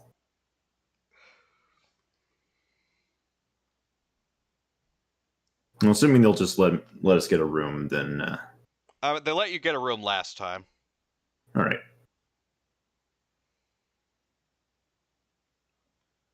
Man, Quill is having a lot of fun. Don't mind Hey. me. Keep going. Important I mean- locations. Yeah, I don't mind. Oh, yeah. Don't All forget right. the little forest area with the. Here. So yeah, you two go find. That's not how you spell his name, but okay. It is now. Oh, so it's more like right there, but okay. Anyways, you Don't find worry, we'll just fix this later. yeah, you find the inn and you manage to get yourself some rooms just fine. And is there anything you're gonna do in the evening, or are you just gonna rest? We just had a big long day of travel. I think we're just gonna rest. Mhm. Okay, then Reniel and Eugene. You remember Cyrus's house from all the way back when, so you easily navigate through the town, and soon enough, you're right in front of it. I knock on his door. You knock on it, and soon enough, the door opens up, and you see Cyrus there. He seems surprised for a moment when he looks at Reniel, like he doesn't recognize it, but as soon as he sees you, Eugene, his face sort of, well, not falls, he sort of becomes slightly miffed, and he says, "Oh, it's you again." For the record, though, he didn't see me when they were all celebrating. Oh, right, yeah. Thanks for the reminder. Okay, yeah. So never mind. He isn't too miffed. All he would be suspicious about is that I lied. My name was John. Right. So he looks to you and he says, "Oh, hi, John," or whatever your name actually is. Hi. I just wanted to come in and talk to you a little bit, Cyrus. Is there any funny business? No funny business. He weighs things for a moment, but he sighs and says, "Fine, come on in." All right. And yeah, he lets you into his entryway - living room sort of area. He says, "Do you want some tea or something?" Do you have any salt? No, I don't have any salt. I'll just have one of these candies again. Alright, sure. I know the candies don't have salt either. Okay, You should well, look into remedying that problem. It's not a problem for the rest of the world. he really likes salt. But I actually wanted to talk to you about Glenn Starshard again. After hearing that, his face lights up a little, and he says, "Oh, all right. What do you want? What do you want to know about my ancestor?" Well, a few things actually. I believe my friend Reniel has a few questions about who he actually worked with. No Do you, Reniel? questions per se. Oh, okay. Then we'll go to my line of questions then.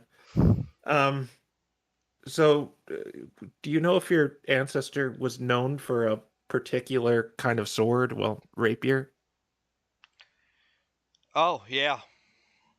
He was. It was the rapier he basically held on the entire time during the war. It served him through hundreds of battles. He slayed many Count Welchian full with it. It was his old trusty reliable, but it's been lost to history. It's written about it in his journals a bunch, but nobody knows what happened to it after the war ended. What if I said I knew where it was? You do? Where is it? Just hold on a second. This is a hypothetical, and yes, a hypothetical usually means I know where it is, but you know what I mean. Um, what if I said I know where it is, but there's something wrong with it? He Would you know how to fix it? he looks extremely like, you've got to be kidding me when you say it's a hypothetical, but he says, "What do you mean by something wrong?" Well, I did find it, and it had this note attached to it, and I give him the note. He takes it and looks at it and he's like, "This is Glenn's handwriting." Yep.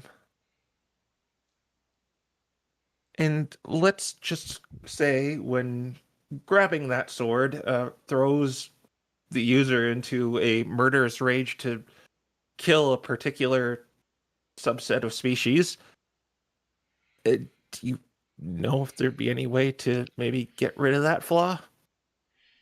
He looks at the note. He almost seems disturbed by it. And then he looks to you and he says, I am a bit of a blacksmith by trade. So, if you have it on you, I could examine it and see if there's any way of modifying it." You can't touch it, though. Okay? I can give you a cloth. Just don't touch it directly. He rolls his eyes before he reaches into one of his cabinets and pulls out some gloves. Okay. And I look to Reniel and want some, like, confirmation I should do this. Grinnell kind of nods. Okay. I was going I to go- say he was going to look at you, but you probably wouldn't be able to tell since they're just featureless black eyes. I pull it out of the bag of holding and with a cloth and I give it to him. He looks at it. He gives it a once over. He does, for a moment, he does look amazed, and you can almost hear him whisper, "So this is your weapon, huh?" But eventually he sort of shakes out of his gaze, and after looking it over, and you see that he's sort of also using a spell on it as well, he says, "I've got good news and bad news for you.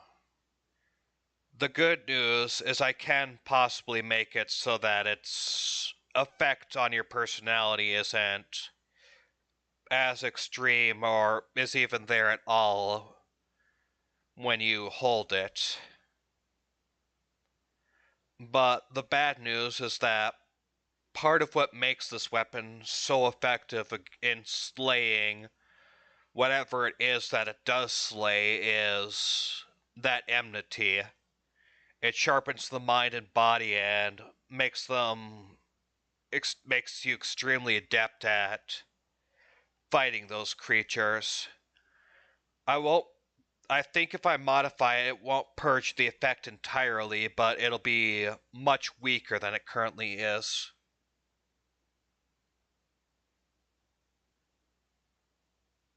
I think I'm okay with that. Okay. For what it is worth, Eugene, I think even if you did hold the sword that you would not attack me.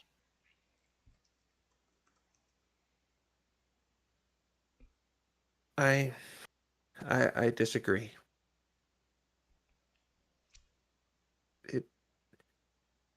It was like looking into an abyss. I just couldn't see anything but red.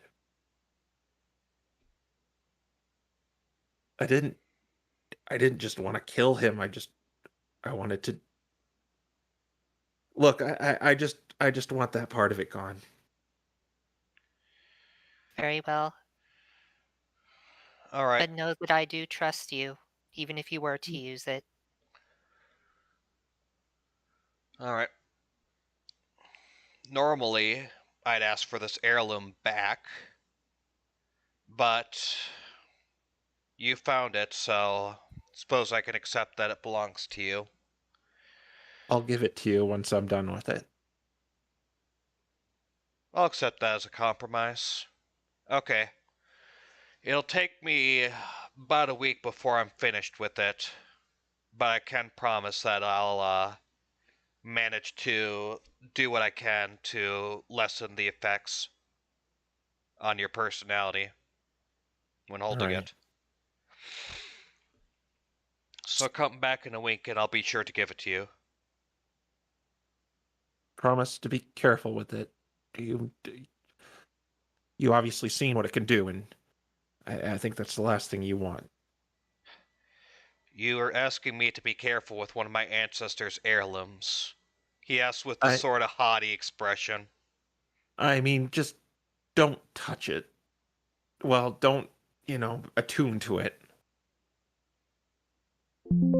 Yeah, At least yet. yeah, I get that. Don't worry about it. I'll be careful.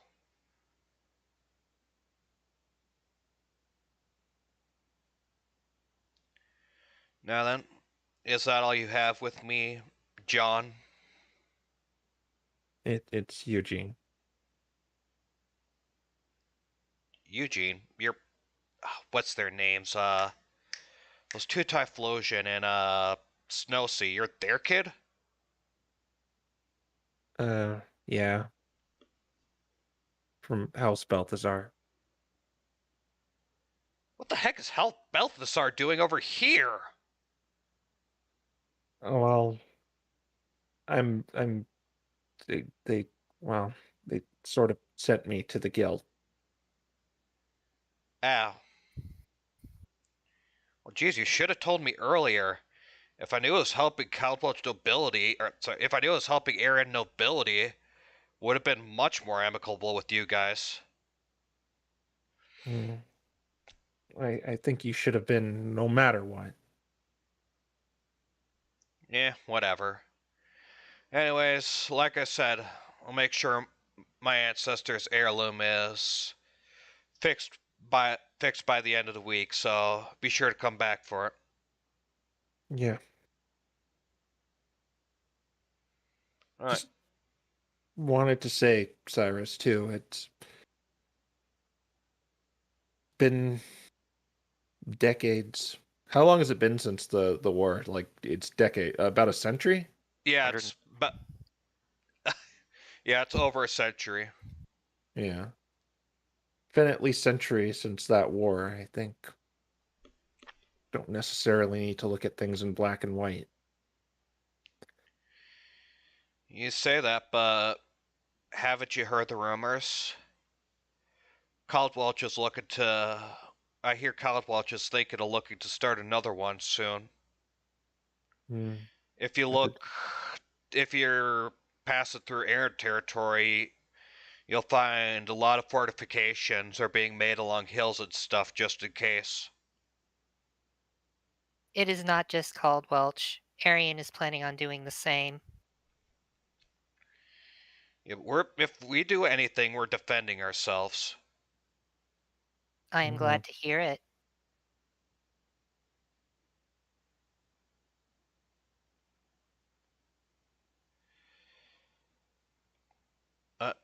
All right.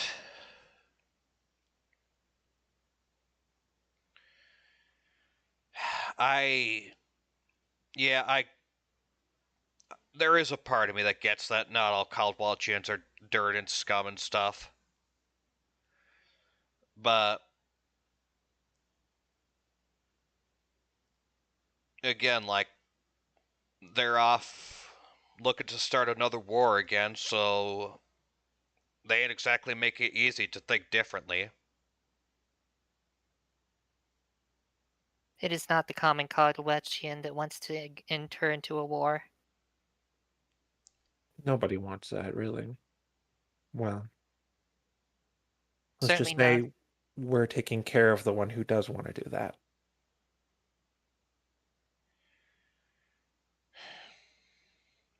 Maybe someday I'll think, changing my mind. Maybe I'll meet a Caldwelchian who I could be... Saves your town. Well, that too, I guess. Fair point. Those were Caldwelchians that did help save this town, so... But would they have done it if the guild didn't tell them? I have a feeling they would. He's silent for a moment. He says, I'll think on it.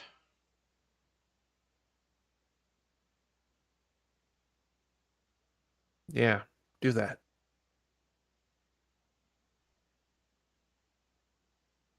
Alright, is there anything else you want? Yeah. Just think on that, because what you're doing is exactly the kind of crap we're trying to stop. That two Caldwelchians over in that inn are trying to stop.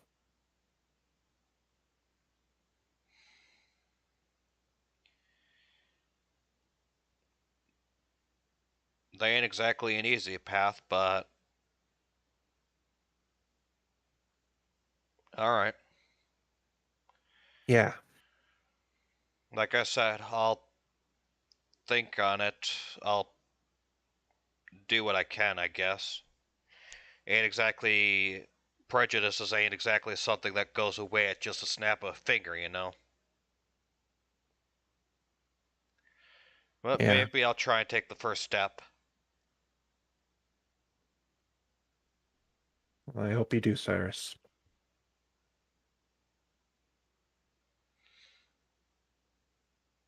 'Cause I didn't want to come here. I didn't want to talk to you ever again, but I don't know. I was gonna make do with that sword, but I'm trying it. Why can't you? I guess you're not wrong on that one.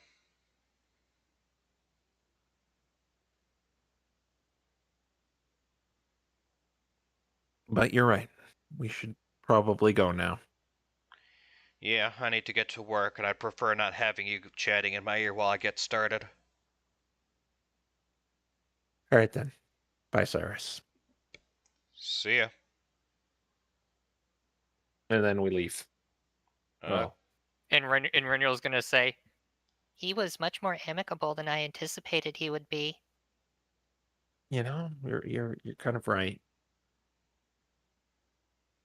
I guess I did not need to come along. I was intending to tell him about my relation to Koritha in order to get him to cooperate, but it seems that was not necessary. Well, to be fair, he kind of had a point. Can't just erase prejudice with just one conversation. I suppose that is fair. We should go tell the party and rest up for the night. You know, Okay. All right, so you all head back to the inn, and you just want to off-screen the whole, "Hey, we dropped off the sword with him, and he thinks he can." Yeah. Yeah, figured as much. All right, so yeah, you send the message to them. You guys rest up at the inn, and morning comes once again.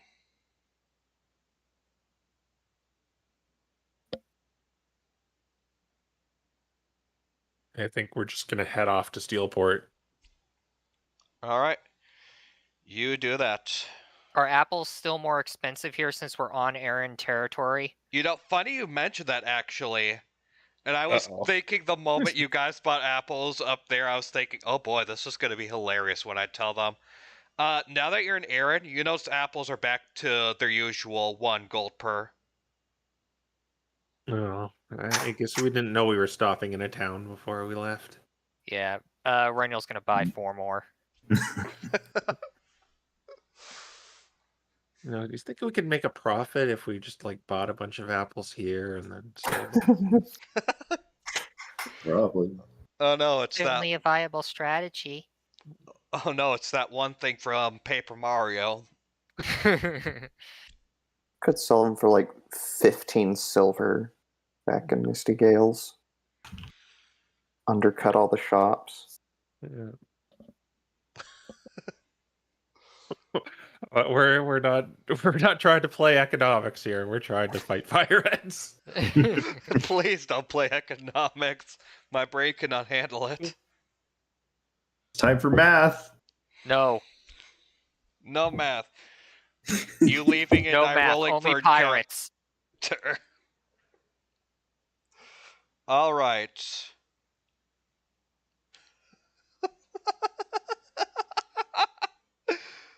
Okay, so you begin making your way across towards Steelport. As you're walking, you've noticed that also as well.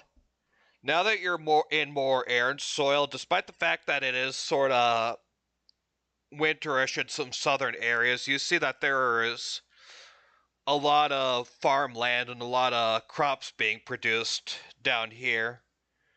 The word on Aaron's fertility is clearly true because they seem to be raking in the crops. And you also see what Cyrus said was true. On tops of like hills or in strategic locations, fortifications are being made. Hmm. I guess it was true.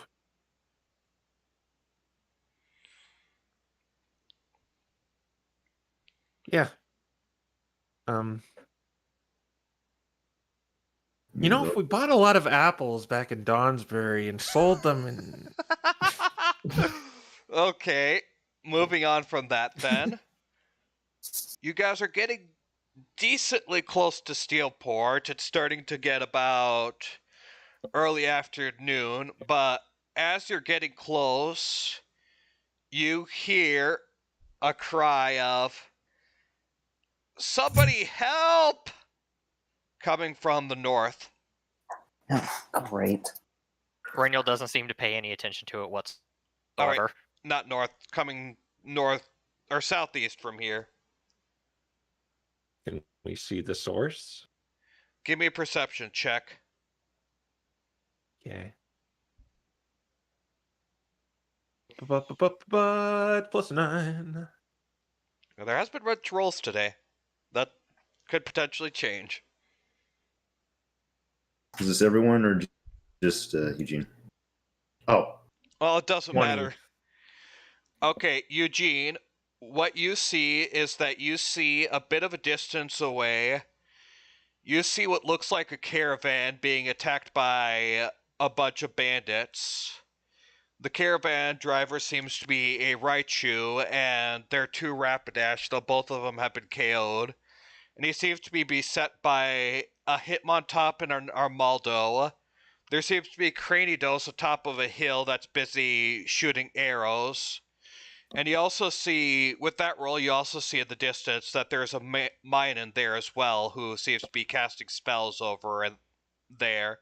The Raichu seems to be taking a stand to try and protect his supplies, but he's looking like he's on the receiving end, or it looks like he's not going to be able to manage for too much longer.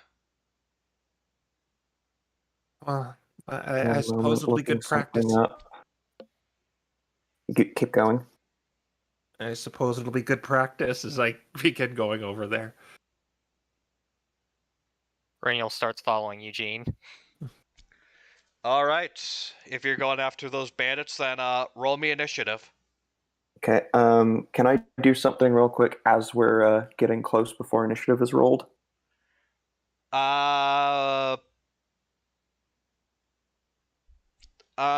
not, then it's fine. I'm gonna say no, since you're already rushing off towards them.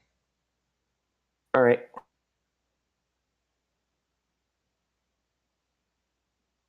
So yeah, everyone roll me initiative, unless you just don't want to be in this fight or something.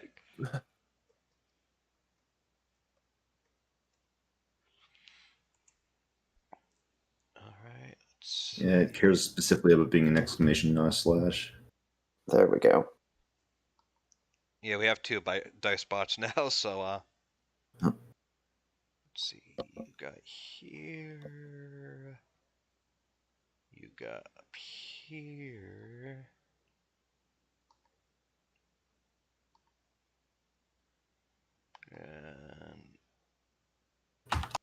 and Sergey, what's your dex? That sorry, was a not Sergey. minus. Sorry, not Oh. Sergey. Harold, what's your dex? 14. Okay, yeah, you're going ahead of this. And Reniel, what's your dex? 0. Okay, then yeah, this guy is going ahead of you. Oh wait. And speaking of which,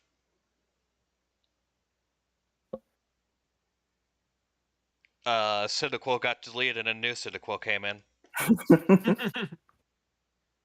Speaking of which, Sergey, here you are to put yourself on initiative.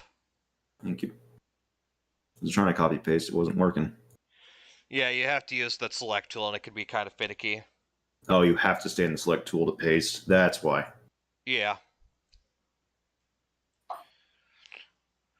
Alright, so yeah, what you see is what you get. This is basically how things are looking. So, let's see, is this guy on top of the hill gonna notice you guys yet?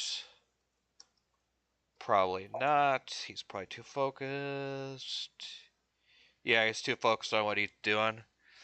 You see him take a shot at the Raichu, and the Raichu is not looking too pretty. And we move on to you, Eugene. Wow, Eugene and Sergey got the same. All right, so I'm gonna cast Zephyr Strike. He's doing the spells, right? The spells are coming from this mine right here. Alright. As a reminder, also, since this does take effect, you have 10 extra movement speed this turn since you're next to me. Oh, that's cool. Oh, and the Or, Minun and Cranidos are all 20 feet up, by the way. All right. I'm going to, Zephyr Strike. And I'm going to, which basically lets me get dash, advantage, and disengage. What the frick And- is Zephyr Strike? I have to look this up now. What is this? Yeah, I'm gonna have to look this up after the battle. And I get 1d8 on my extra attack. Oh my gosh. Oh my gosh. Okay. What is this? And I'm going to aim for the mine-in, and I get advantage because of Zephyr Strike. Okay, is the mine within your range? We have Yeah. a map request. Yeah. Oh, right. Sorry about that. Let me get the map up for you guys. Your movement by base now is 70. I have a longbow, and that's a 120, so I can definitely reach him. Okay. All right. And it has advantage. Yep. Make an attack roll while I get the map up for the guys. Well, Yeah. they definitely can't be lagging too much if they, Oh boy. Okay, that's still not bad. Okay. So 6 plus 9, I believe. Or no, it's more than that, because I got You rolled in the... Oh, no, Oh. wait, you rolled here. Sorry. Someone else. Never Okay. mind. Okay, so, I put myself wrong on initiative. Whoops. That'll be a 17. Whatever. Okay, on the mining? Yeah. Alright, let me check, but I'm pretty sure... 17 hits, yes. All right. So that'll be... I'm just going to roll 2d8 because of the Zephyr Strike thing. 2d8 plus 5. That's 10. And then the sneak attack. 3d6. Then I'm going to favored foe him as well, which drops the Zephyr Strike. But it goes through still. Okay, so 16 total damage? 18. 18, okay. Yeah, so you, fling your attack straight over. It was nice and chunky. This mine lets out a bit of a squeak and he says, "We got company!" And I have 70 movement, right? Apparently, Or I have 40. yes. Oh, right, you have 40. It's plus 10, right, Sergey? Yeah, so base 40, and then Yeah. you've got like 70 total because of that spell too. No, I dropped it because of favored foe. Like, I did the damage and then dropped it so that would go up. Right. Okay. Yeah, no, so you have 40 instead of 30. Yeah. All right, I'm just going to go there. Alrighty. Sergey, it is your turn. All right. I had to go look up a little thing in the background, so please.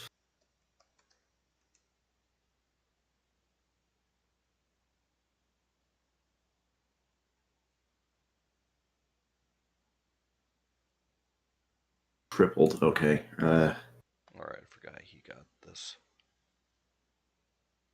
That's unfortunate.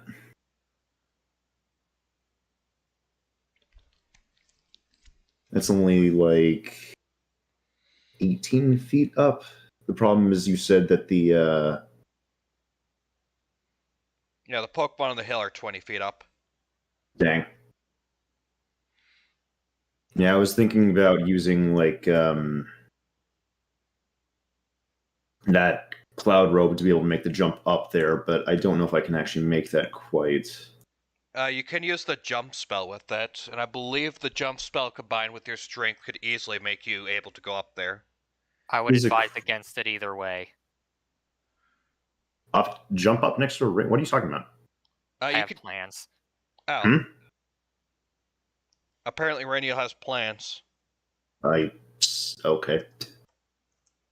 Yeah, I don't know what Well- it means either, but.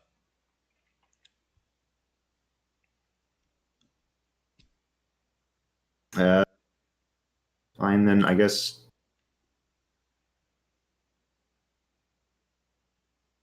I got to take the long way around, which means I'm not doing much. So here goes 42. Just measuring this out to absolutely make sure. Very sorry that I've taken so long with this.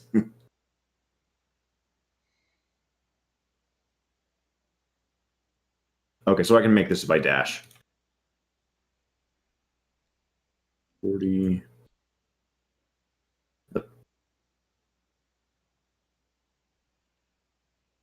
20. This is the most I can really do, is just getting up to range them.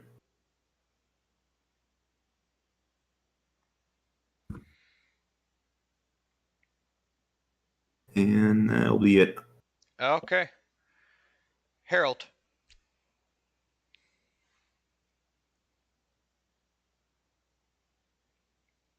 Doc, you're muted. Thank you. Somebody in the chat asked for math, so I did some math and calculated that I can, in fact, make this work. Oh boy. Gosh. So Harold fires a blast of energy that looks kind of like an eldritch blast headed towards the Craniados. Okay. However, when it stops right around here, rather than impacting, it instead coalesces into a ghostly Espeon-shaped figure with a sword levitating around it. And it is going to swing that sword at the Craniados. Okay, interesting. Make an attack roll. And that is an artificial 20. That'll hit. And it takes 8 points of force damage. And then I'm going to fire an actual Eldritch Blast at it. Oh boy, okay. 9, I'm sure that misses. Yeah, that misses horribly. We've learned that Eldritch Blast has apparently terrible accuracy. Around 14 misses And too. 14 also misses. Crud. That is going to be my turn. Okay. Alright, it is these guys' turn. And the Hitmontop says, I'll take care of this. You go after that. You go after our uninvited guest. So the Armaldo is gonna go over here and he's gonna take a long sword out and attack you, Sergey. All right. And he has 2 attacks, so let's see where this goes.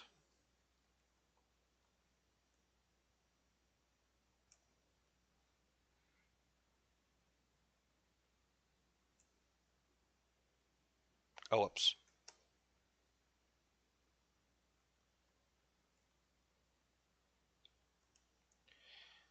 This goes horribly because I forgot the right dice notation.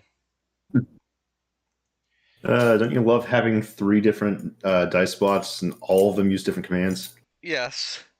I'm using this one just because I can actually copy paste and it's faster. But anyways, I assume a 27 hits. Yeah, there's no stopping that one. And a 21. Also hits, yes. Alright. 3.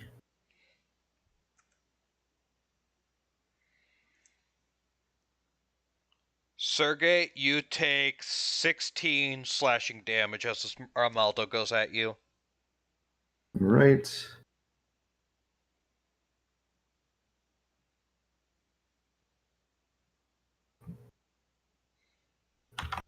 Do some math in my head here. Okay, and while you're doing that, this Hitmontop's gonna keep going at the Pikachu. And you see the Rapidash are both basically knocked out, lying on the ground. They don't seem to be dying, but they seem to be KO'd. All right. Anyway. Oh my gosh, you got a nat 20 against the NPC. Oh no. Do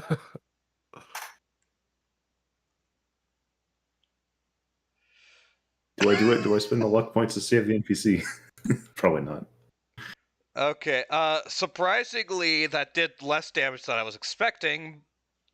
So, the NPC is holding on, but he is on his very much last legs. One good attack will take him out. Radial, it is your turn. All right, fun times. Okay. That's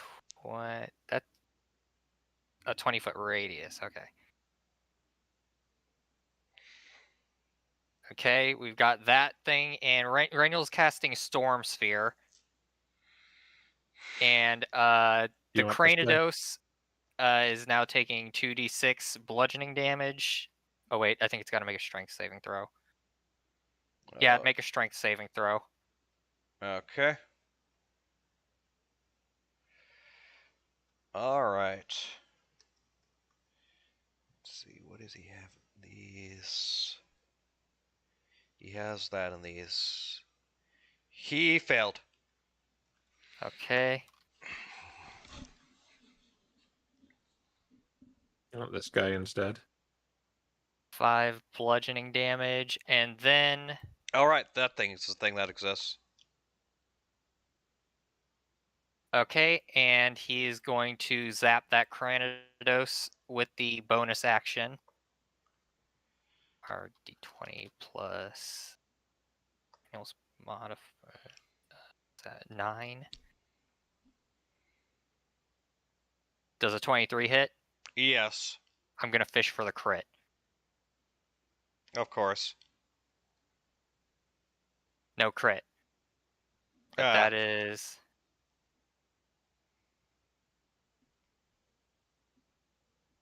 16 lightning damage. Oh boy, nice. Oh, and he should take 2 more damage from the bludgeoning damage as well. Okay, so 7 and 16. Mhm. And what do you have already on him? He had 8. Okay. He is at a nice meaty 31 damage. Nice one. Daniel's gonna move right there. Would you prefer the Storm Spear to be like this or to be like this? Probably just right there. Oh, wait. Yeah, that's crossways. It doesn't really matter. I guess like this is fine. Okay. Align with the grid. Alright. I mean, either way, Reniel has control over the entire map with his lightning. It is the Minon's turn. So the Minon notices you guys. And the Minon's not exactly happy with you guys. So it's gonna spellcast versus spellcast you, Reniel, and it is gonna shoot a Thunder Jolt at you. Do I have cover from the wall? You do not. Not with its currently line. Can it see him through the storm sphere? Uh, Oh wait, no, you would have cover, and I think it can't see through. yeah, it can't see me because I'm 20 feet lower than it, and there's Yeah. this thing in the way. Yeah, okay, it can't see you, so it's gonna go after you. Or you, Eugene, actually, yeah. Yeah, I mean, I shot it, so... Yeah, that's fair. Only so we can see our Sergey and Eugene. Yeah.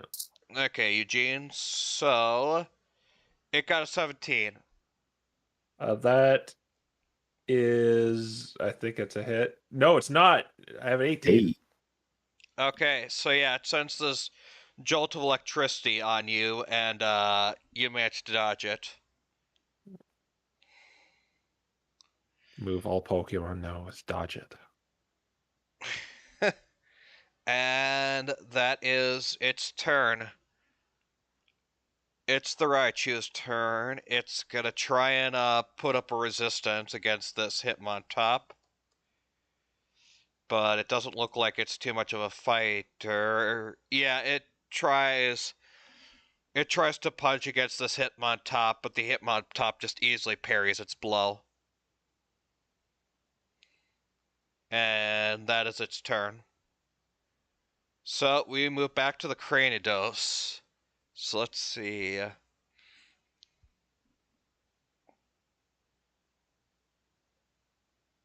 Okay. The sphere is difficult terrain.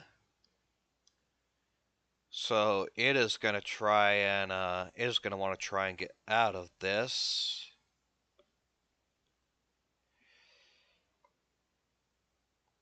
Let me move this away. So this be 10, 20. So yeah, it's gonna go over there and it's gonna take some fall damage.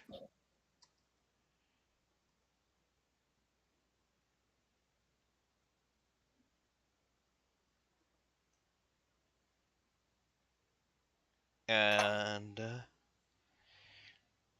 it is going to use the dash action to get back up, and it is going to move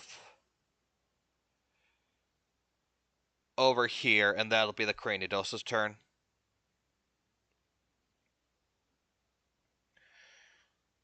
Eugene, it's back to your turn. I am going to steady aim the mine in. Okay. Steady aim away.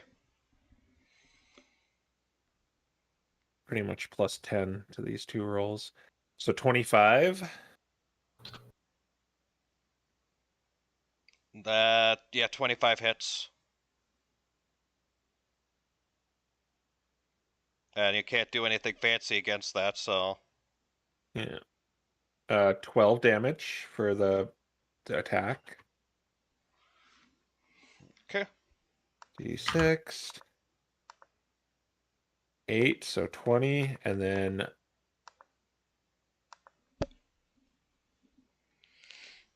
that is a total of 23 damage. Ooh, nice. Yeah, that mine's not looking too hot. Okay, and because I steady aimed, I have to just stand there like an idiot. Sergey, it's your turn. You've got All right. this Armaldo in front of you, this Cranidos that's running away to try and find a good position. I'm a little more concerned about the Arnaldo and him on top here. So I have a bit of an idea. First, I'm going to start by casting Shield of Faith on myself. Okay, you may do that. And then I'm going to move here. Ooh, interesting. So I've got an idea here. I'm wanting to grapple the Armaldo, and if I do grapple him, I'm wanting to potentially throw him at the Hitman top. Oh, fancy. Interesting. All right, we'll start with a grapple contest between you and the Armaldo. I want him to succeed for no other reason than to have this mental image of a Mudkip shucking an Armaldo. You are looking to beat a 19. Oh, dear. Well, let's see.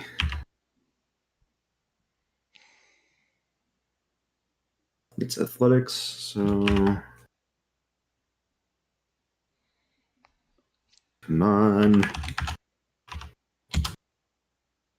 Ooh, Oh, okay. 22. Yes! You grapple it, and I'll say it's your second action to chuck it Yep. against. So Yeah, you it's- chuck the two against each other. This Armaldo's pretty steady, so give me a d12 of damage. Nice.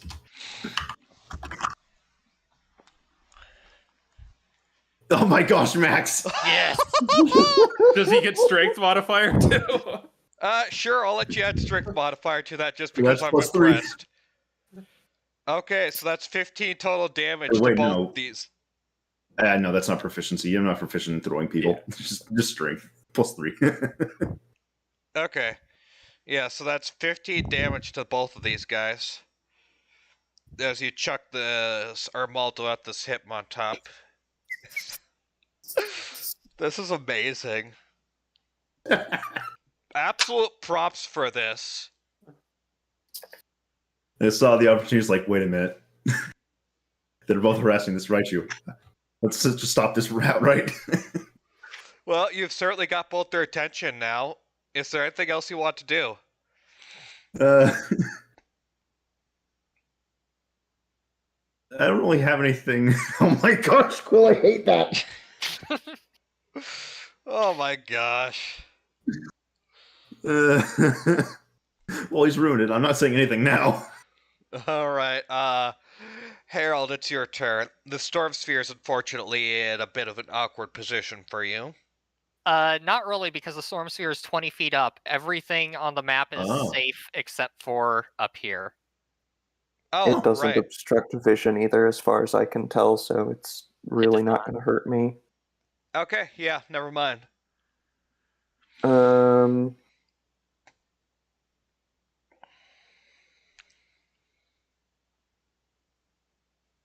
Well, I guess these 4 spots would not be safe on the ground. So I'm going to move up to here and going to fire Eldritch Blast at the Minun. Okay. Make an attack roll. 10. Does not hit. I don't. Why does Eldritch Blast have such terrible accuracy in these And campaigns? nat 20. That will hit. I think this might be a KO. 10 points of force damage. Okay.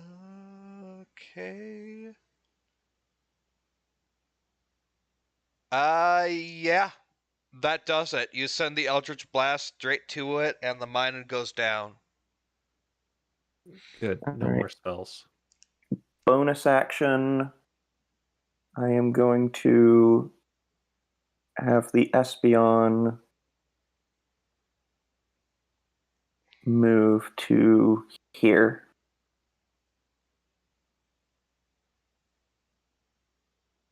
And that will be my turn. Alright. It's these guys' turn, and both of them are pretty hard focused on you, Sergey. Though you do have Shield of Faith up, so I do. let's see what happens. What's your AC with Shield of Faith? 20. Okay. Miss. Really big miss. Wow. And that'll hit. So the Armaldo's attacks both just plink off your shield, but then the hit on top gets one attack that plinks off, but one attack that hits. Right? You take 10 bludgeoning damage. Or not slash damage.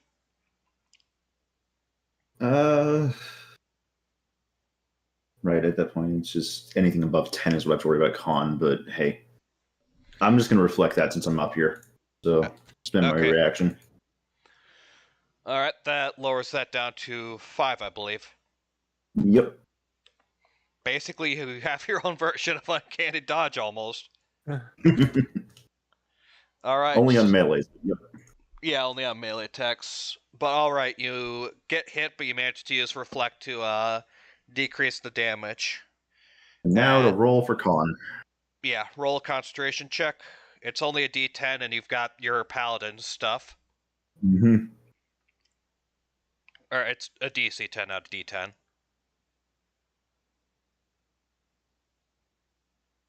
Where's the... This isn't marked again. What happened?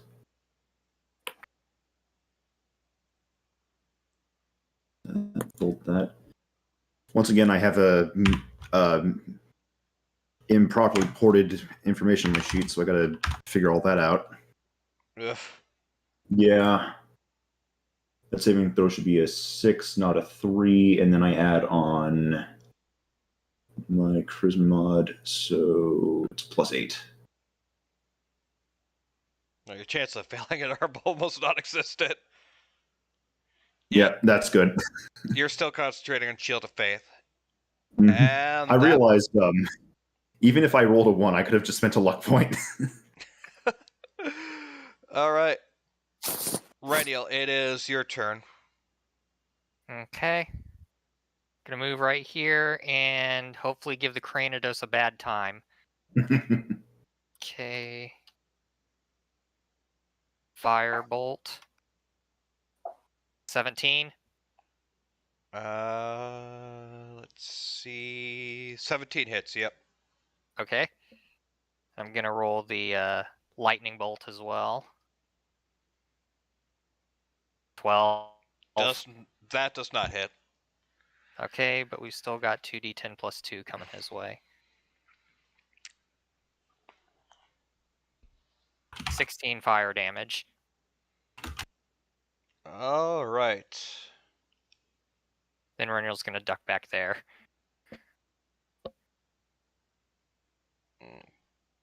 Okay. Alrighty.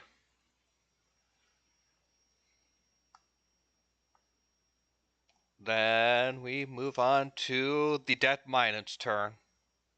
It is not doing anything. I know you're shocked. Yeah. Pikachu's gonna attempt to do something. Or the Raichu. The Raichu is not able to do anything, but it's certainly trying. So we wrap all the way around to the Cranidos. Cranidos like, yeah, screw this. I'm gonna take my load and gonna take what I can and go. He's gonna go over here, use his action to loot some of the food from the caravan, and then he is going to be attempting to make a break for it, and he's over there. Ah, How was he looking, by the way? He's running away for a reason. So how far off? Well, I guess it doesn't really matter. so he moved there to there. I think that's accurate where he's at, right? Yeah, if you want to use the tile set, it's fairly accurate. Okay. Don't worry about him. Renniel's got him. I got him. Oh, Eugene. All right, I'm gonna cast Zephyr Strike again. Oh my gosh. you do not have the gonna- extra 10 feet for me this So- time, though. Yeah, but 60 is good enough. Mhm. So you know when flame is hit by air, right? It just that's what I'm kind of like. I like pull out the bow and like knock it and like shoot it overhead and towards the Cranidos. Okay. Yeah, Nice. 2d20. No, that's I'm gonna add this. I feel like this is important. I don't want to let this guy get away. I'm gonna add 4 luck points to it. Okay, So it was so 19. 19 hits. Yeah. All right. And so 2d8 plus 5. And I messed up the command.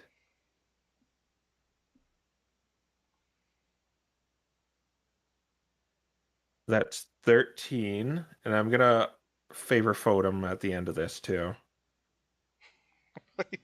I mean, you don't have to, but Oh, okay.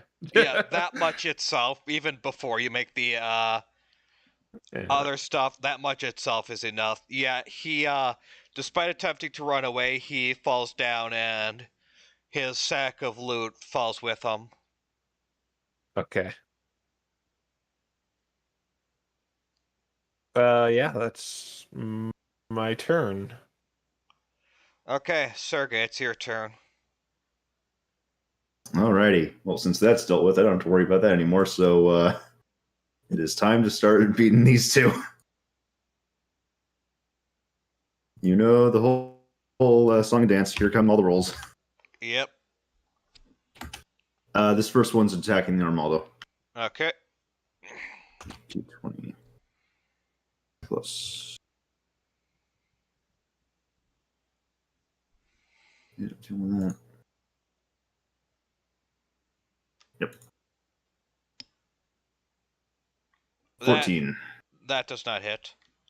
What a shame. Second one's just this will also be like the main attack. Just hoping to see it if it hits. D20 plus 6. That Oh, does there, hit. 21. Nice. That hits for D10 plus 3. Almost max. 12. Okay. And lastly, just bashing the him and Top in the face with the other end.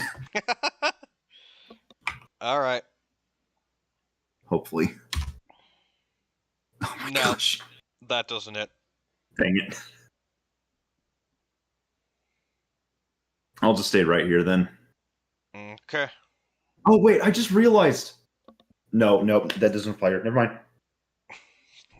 All right. Harold. Okay, I already mapped out my movement last turn.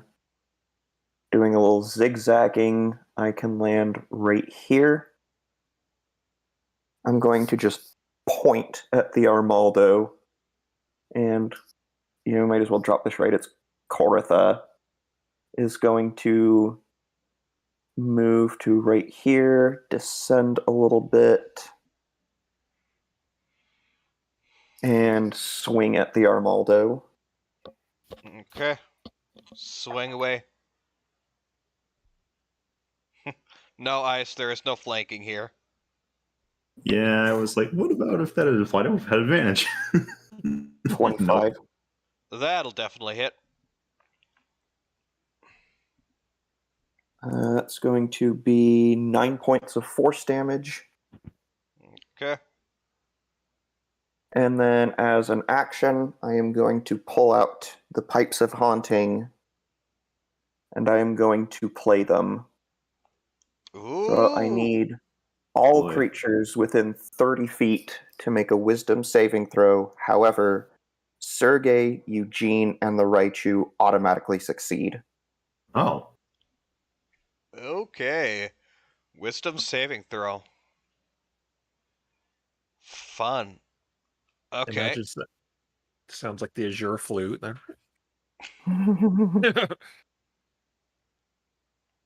Let's see. What is their wisdom? Okay.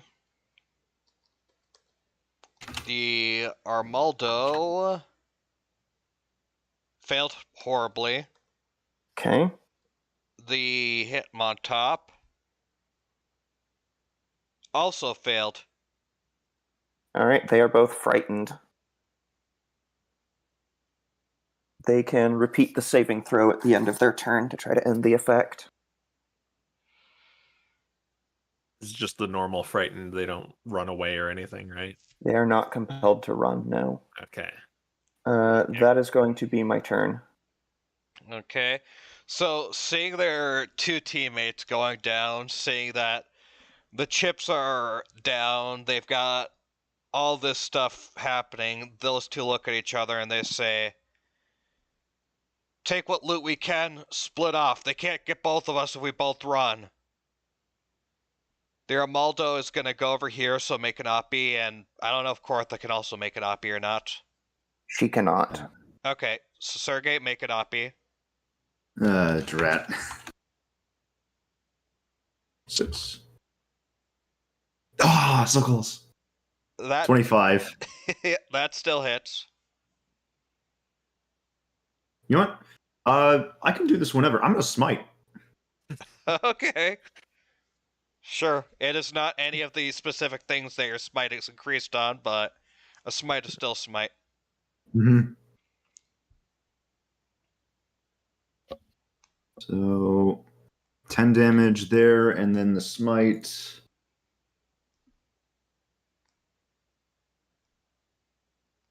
Is just a 2d8, right?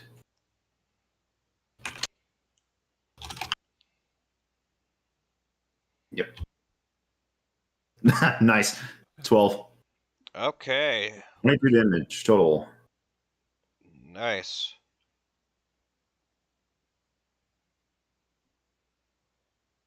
Okay, that's a nice hit on this guy. But anyways, he is going to use his action to grab some to grab a bag from the caravan, and he is going to go north, and he is going to activate Action Surge Oh. Oh, to go all the way up here, and that'll be his turn. This guy, give me an oppie. I already spent the reaction. I can't Alright, do it again. yeah. This guy's gonna grab some loot, and he's gonna save his action search for later, but let me see how far he could go. 15. Yeah, he made it all the way over there, and that'll be his turn. Rainiel, you got these two guys that are trying to split and run. Okay. How's this guy looking? He's definitely beaten up, but he's still got a bit of fight left in him. All right, here comes the lightning bolt. Thunderbolt and lightning, very, very frightening me. 18. That hits.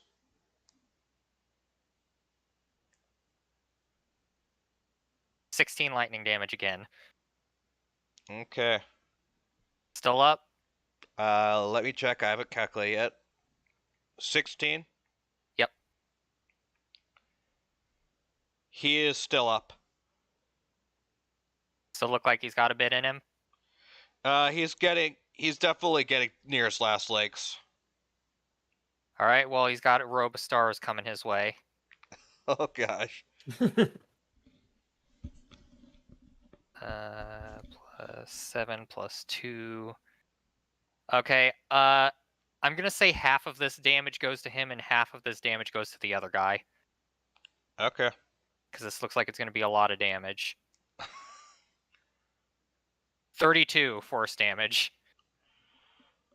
Okay, so 32 halved is... I mean, technically it doesn't work like that, but I'll just say 32 halved is, Okay, fine. 17? I'll say the first 4 shots No. go into him and the last 3 go No, into it's him. actually easier for me to 32 half than do that. Okay. I think 32 halved is 16. 16, yeah. Okay. Does 16 KO the Armaldo? Easily. Hooray. Okay, the Armaldo's down. Are you doing lethal damage though? I'm considering it. Do it. As soon as I heard the pause, it's like he's Yeah, thinking about as it. soon as you heard the pause, it's like, I think he'll let him live this time. Okay. He can always kill him later. The Raichu is gonna look over these two to make sure they're okay, and he's gonna ask you guys to make sure the final bandit doesn't make it off. Eugene, it's your turn. All I get right. the So can feeling the final bandit's not gonna make it off. So can I get to him with 60 feet of movement? I think so. Yeah, you get to him in 40 feet of movement. Yeah. Okay. So he's right there then. Okay. Yeah, yeah, he is accurate in terms of what his would be off map. In fact, I'm gonna go around and cut him off, and then I'm gonna pull out my sword and make an attack. Okay. You'll not get sneak attack with this unless you have... Or wait, Zephyr Strike. No, Zephyr Strike's done. It ends once I attack. Oh, okay. But I will favored foe him. Okay, so you won't get sneak attack, but you'll get favorite foe. All right. Plus 9. 24. Yeah, that hits. D6 plus 6. 7. Okay. And then D4. Another one. So 8. Okay. So you run around him, you cut him off, and yeah, you've got him right in front of you. Sergey. Or unless, is there anything else you want to do? I used my bonus action to dash, so I think I'm done. Okay, Sergey. All right. Well, luckily here he's still within my range just for that. So I get to move here. And the hope is really just kind of bringing him down right now. But due to the way this works, I actually can make this work. So I've got something a little interesting here. I'm going to attack, use the bonus action attack, and then grab him. Interesting. Okay. I'll make your attacks. I'm gonna prepare his the grapple check. Assuming you don't kill him before that, but either way, I'll prepare the grapple check. 6. I don't think a 15 hits. 15 does not hit, no. Shame. Bonus attack. It's even worse. Nope. And for your grapple check, you're looking to beat a 20. I guess he gets to repeat his saving throw against the fear effect. If he fails that, then he will have disadvantage on avoiding the grapple. Oh, right. Okay. Yeah, he got a nat 1. So he'll have disadvantage on the grapple check, so... you are... Okay, you're still looking to beat a 20 because he got higher the second time. Oh my gosh. Also, I could probably zoom in the map over to the left side now because you guys are all there. 6. Yep. Okay. Oh my gosh, what is this? Wow, each roll was lower than the last. That's a 9. Yeah, that's your luck in a nutshell.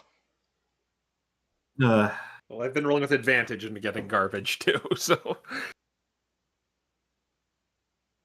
that feels bad. Okay. It's action, bonus action, all Maybe I spent. should give you guys flanking. My turn? Yep. Yeah, I got nothing else I can do.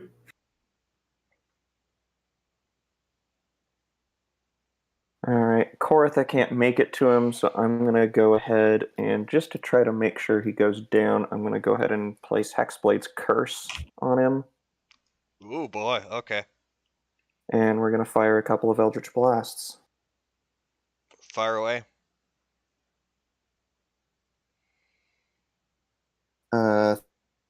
13, which I think misses. Yeah. And 11, which also misses. Thanks, Parser. yeah, today's not a very good day for us. Action, movement, bonus action. That's all I got. Okay. Luckily we're fighting like crappy bandits today, and it wasn't the last section. Yeah. This is a very good time to only be fighting bandits who kind of suck rather than the BBG. Alright, it is this guy's turn. Let's see. Let me see how I want to play this. Because right now he's definitely sandwiched, which is not a good thing.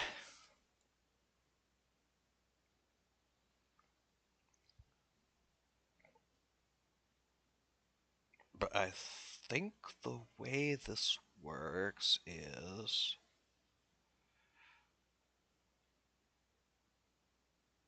Okay, yeah. So, the way Frighten works is that... I move the caravan. The way Frighten works is that... Because right now he's looking at Eugene, not looking at I'm just gonna have make the attack rolls at disadvantage.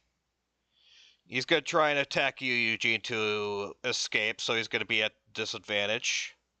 Okay. I'm 18 if you just want to preemptively know my AC. Yeah, thanks. Okay, that's gonna miss. Let's see. At disadvantage. Okay, that's one hit at disadvantage.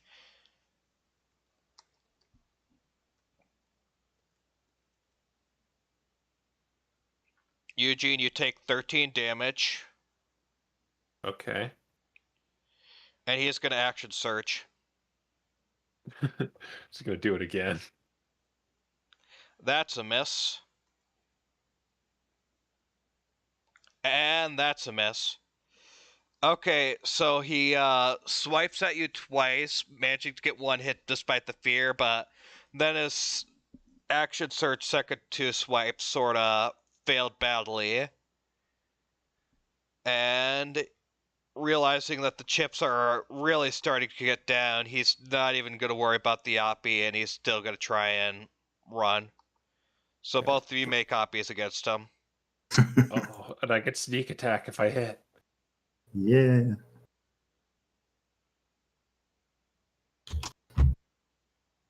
Oh my gosh. That misses. And 26. that hits. I'm just gonna do 4d6 plus 6. Yeah. 21. Okay.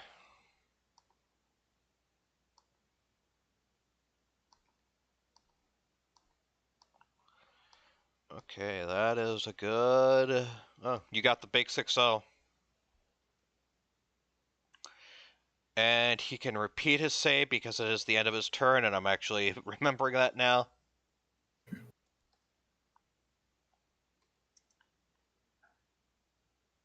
He is still frightened.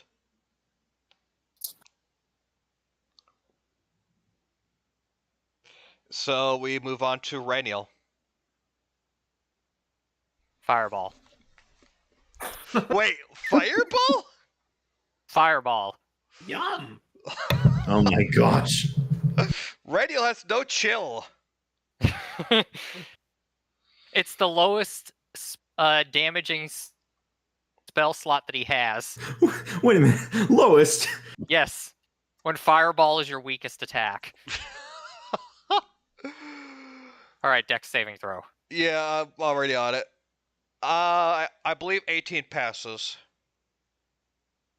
Yep. Okay, so I'll be taking half damage from this. I believe that's 18 fire damage. Yep. Okay, he is at 78 then. Wait, is that enough? No, it's not. Okay, he is at 78. Okay, let me see. I don't think the bonus action won't reach. So he's going to drop concentration on Storm Sphere. Okay. That's Reniel's turn. Alright. Raichu's not very useful. So, Eugene, back to you. You know, you could surrender. No. Okay, I'm gonna frick this pull. frick surrender. If I surrender, I starve. I'm leaving. I pull up my bow and steady aim.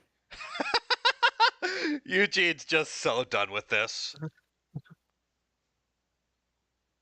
He's just running away. If I hear my about Buddy Starve, Eugene just takes a second.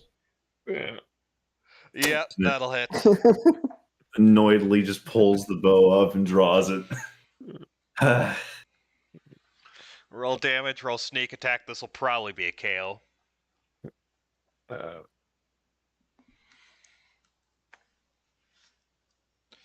Yep. You don't even need sneak attack. That's... Okay. Gosh. He is down.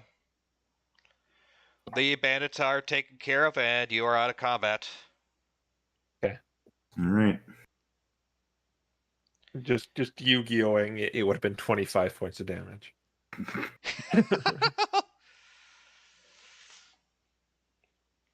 Okay. I've been gathering them and gathering the stuff they took and bringing them back. Okay, it looks like it's mostly food that this caravan had. The Raichu looks at you guys and says, "Oh, thank you guys so much. Ugh, these Colwelchian bandits attacks have been getting worse and worse lately. Can one of you heal my friends here?" Real quick, Sergey is just going to give a quick little nod to Koritha, and I mean, Harold is. You said Sergey. oh, I meant to say Harold. And she turns back into a little ball of energy and returns to the sword. Okay. Congratulations, Renniel. You fought to get with your ancestor. Hooray. Sergey's going to move up towards both the Rapidash. I guess they'll expend like 5 points of lay on hands on each. Okay. And Renniel is going to say to the Raichu, You know, if you sold your produce at a lower cost in Caldwelch, then you probably would not be attacked by Caldwelchians who are starving. I don't control what prices are in Caldwelch. I mainly sell to Steelport. Oh, is that where you're going? Yeah, that's where I'm going. That's where I was going in any case. Oh, can we maybe hitch a ride? Yeah, sure. You could do that. Mm. Certainly the least I could do, considering you guys helped me. And we could possibly take these guys with us and give them to the authorities or something. I don't like having bandits in my caravan, but yeah. We could We do could that tie too. them up. So I want to. I'll gather the bandits. I'll disarm all of them. Do they have anything worth it on them? Or is it just... They have. So the Hitmontop and Armaldo were both wearing chain shirts, and both had long swords. The Cranidos had a studded leather armor. He had a short sword. He had a long bow, and he had 10 arrows on him. And the Minot had nothing. I'll take his arrows.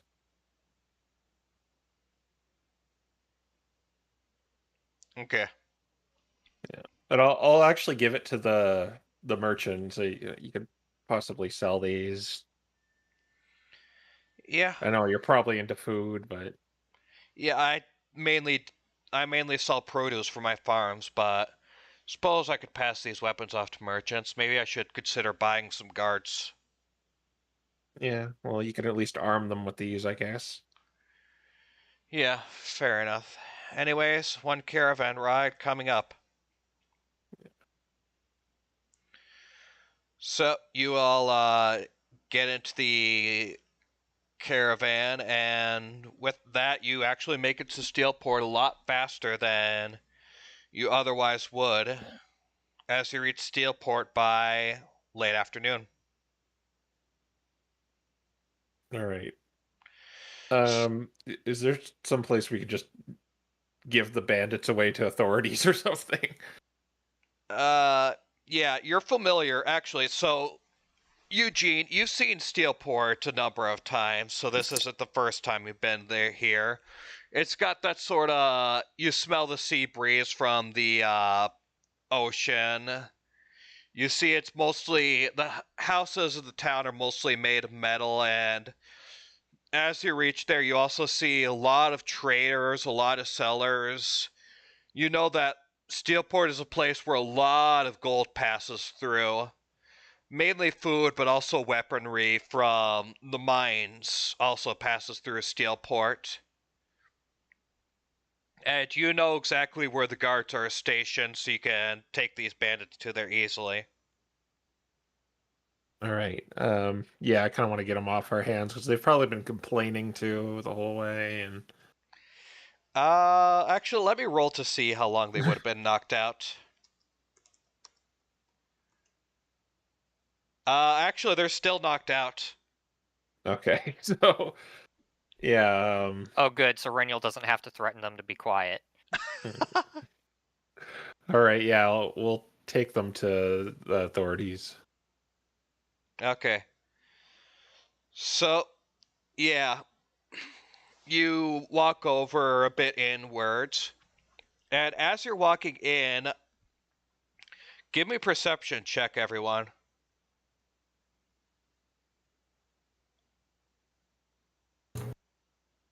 Okay. I got Oh. a 20. Dirty 20. I got a nat 20. 18. Oh, that's not how you do the command. And also, I think I'm actually going to use parser because this other bot's actually worse. You're gonna nat 1. Yeah, going you're to. good at that one. It's 29 for if you want specific. Oh, 18. okay. So yeah, you all see this. As you're walking through the streets, you look down one of the sort of alleyways in this place, and you see there's this large graffiti sign that's being cleaned by workers, and the graffiti sign reads, "The bloodthirsty cowboys still want our land. Stay ready and alert, everyone." It is being cleaned by some authorities and some workers, but you see that there's a graffiti sign in the town with that written on it. Mm. I guess Cyrus wasn't the only one. Clearly. Well, you've seen what's going on. Everyone's noticing now.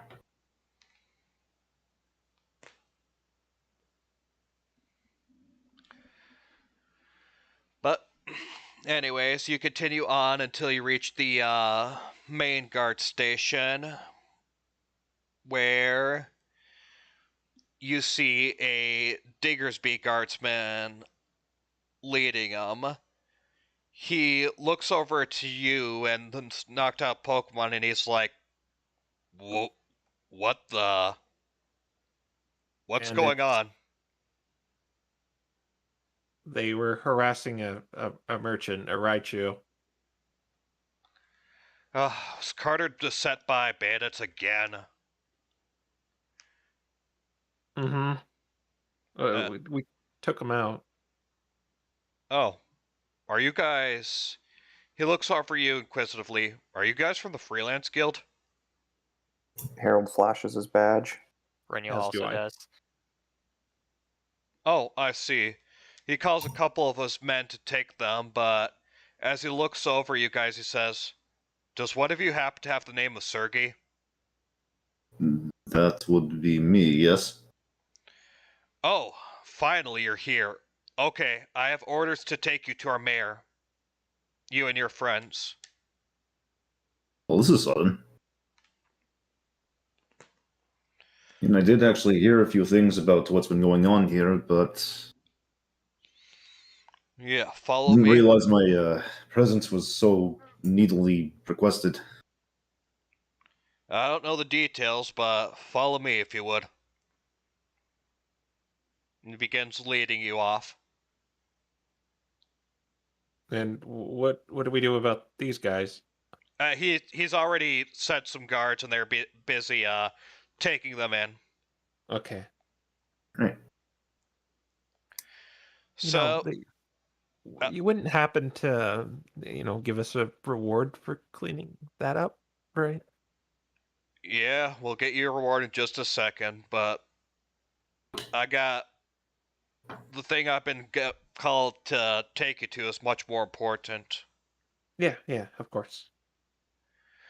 So he begins walking you along until you reach the center of town, and you see this very large, ornate sort of town hall building. It's... Eugene, you've never you've never been inside it, but you know this is the crown of Steelport City. It's sort of one of the most well-known buildings, and that's where the mayor of Steelport City presides. Yeah, I've actually been around here. I haven't really been in any of the buildings. It's just my parents took me here during some of their trips. But that's where the mayor's office is, I think. And that's where you're going. The mayor called for you directly. Yeah. He takes you inside the building, and you see this large sort of town hall. There's meeting rooms. There's a whole bunch of... There's a kitchen in this place. There's a whole bunch of rooms, but he takes you up to the top room where you see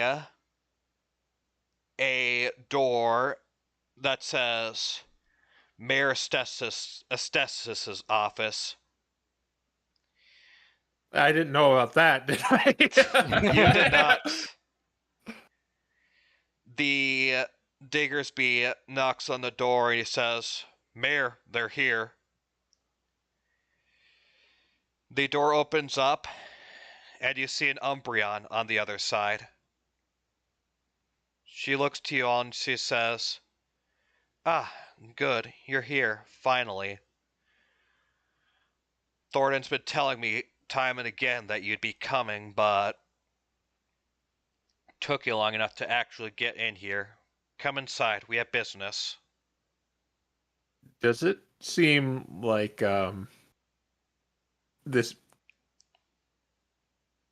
Does it seem like there's something nefarious behind her words here? From what you can gather just on the outset, no. She seems fairly curt and otherwise fairly stressed, but they don't seem to be malicious. Okay, or if like any ire is towards us. Oh, there's absolutely no ire in her voice whatsoever. Okay, I'll go in there.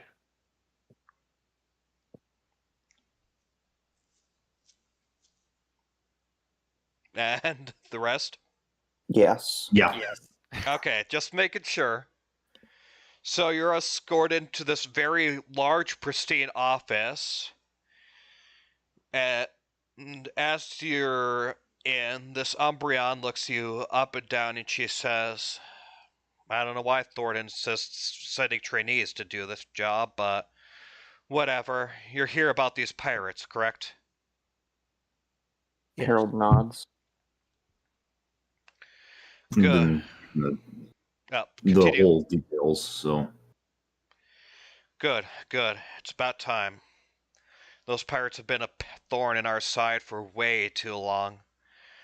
We've been asking the Freelance Guild for help on this for a while now, but Thornton, for some reason, he insisted on that you guys would take care of it, and I don't have the authority to command the Freelance Guild any farther, though I was about to send an appeal to one of the other branches to overrule him. Luckily, I don't have to do that. In any case, let's talk business.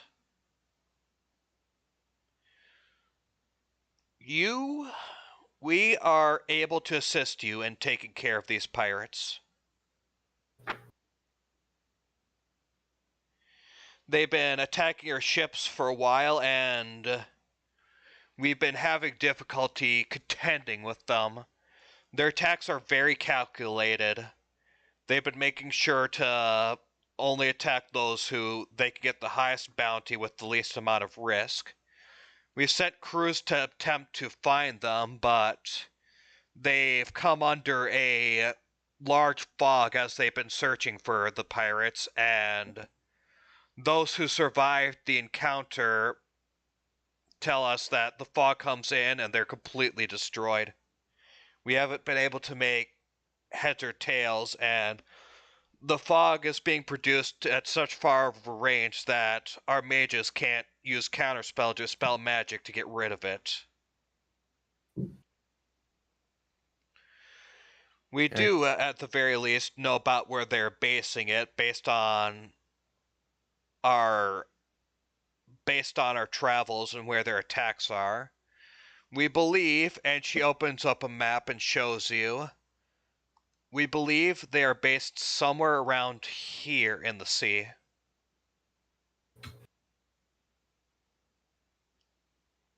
Well, I believe with the powers that we do have, we can probably get in there.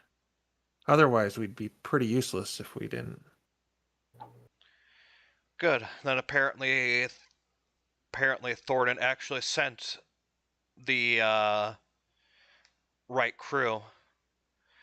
Well, trust me, we have previous experiences with this specific pirate crew. Good.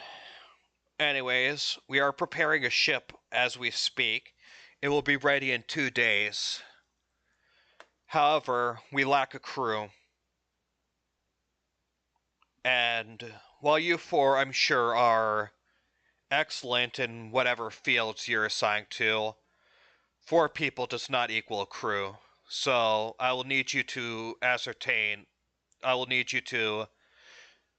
find one. You can convince the sailors, maybe bribe them with coin, or if you've got any connections, use those, whatever. You'll need a crew as well to sail it. But the ship we are building for you is of the latest technology, and should you be able to reveal the pirates, the ship should be more than able to take down their ships. Believe we know a crew. Do you think Question. they would be able to get here in time? I'm not so much worried about whether they'll get here or whether they'll accept.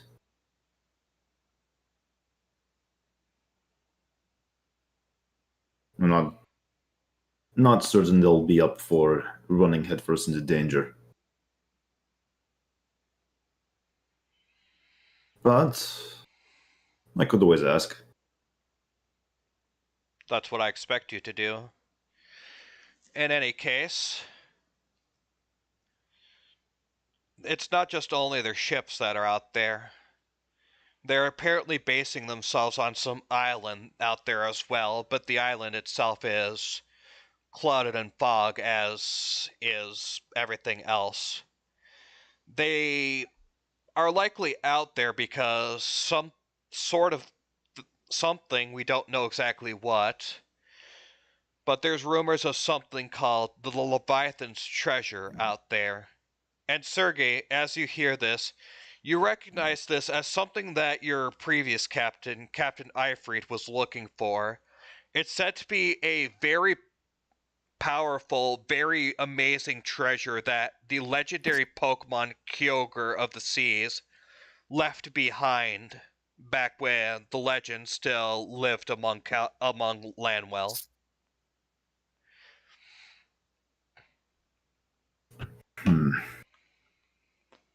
Leviathan's treasure. Well, I'm not surprised to hear that come up. It only figures they would have some.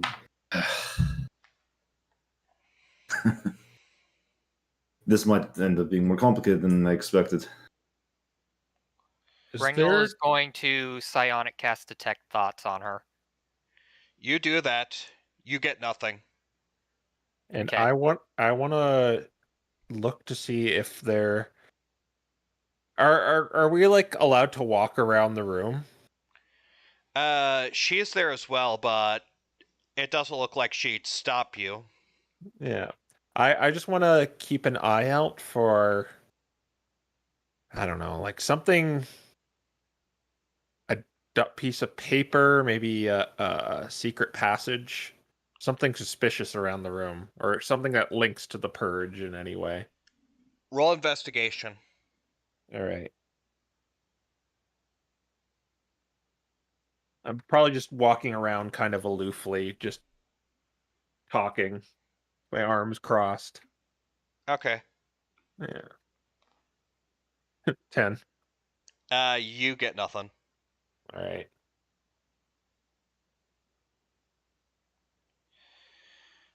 Anyways, she says, I'm sure this will be complicated, but I expect you to carry out your task as professionally and as well as you can. That is why you're here, after all, correct? Mm-hmm. Of course. Do you expect anything in return besides the getting rid of the pirates? Absolutely nothing.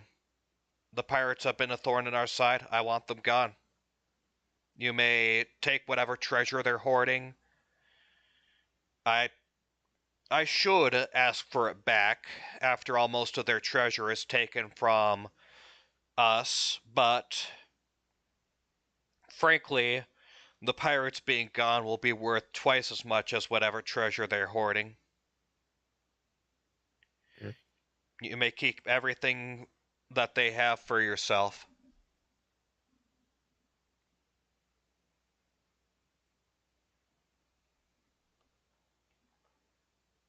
Understood. Yeah. Well, do our best to purge those pirates. Roll me insight.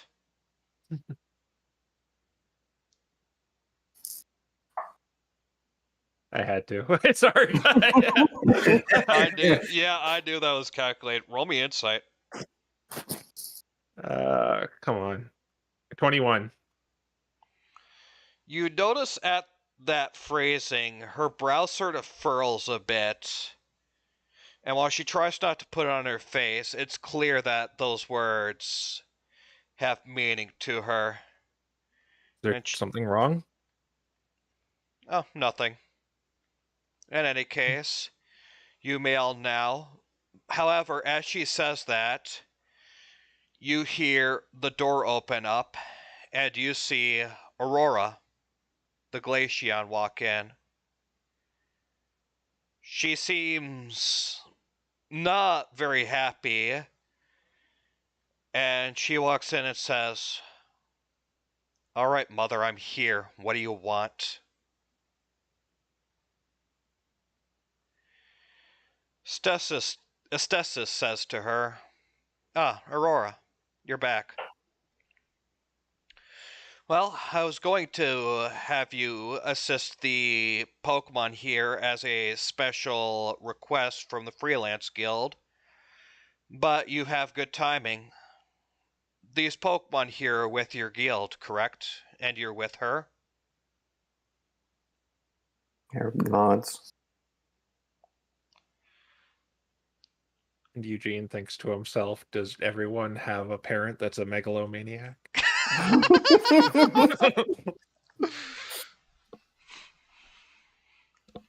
What, are megalomaniacs not allowed to have children? Yeah.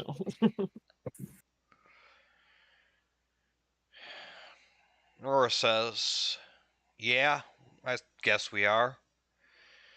Stasis says, good. These Pokemon are about to engage in some pirates. I want you to assist them. Do that, and I might forgive your slight against the family and might accept you and your inheritance again. Aurora looks at her and she looks absolutely peeved, but she says, alright, fine.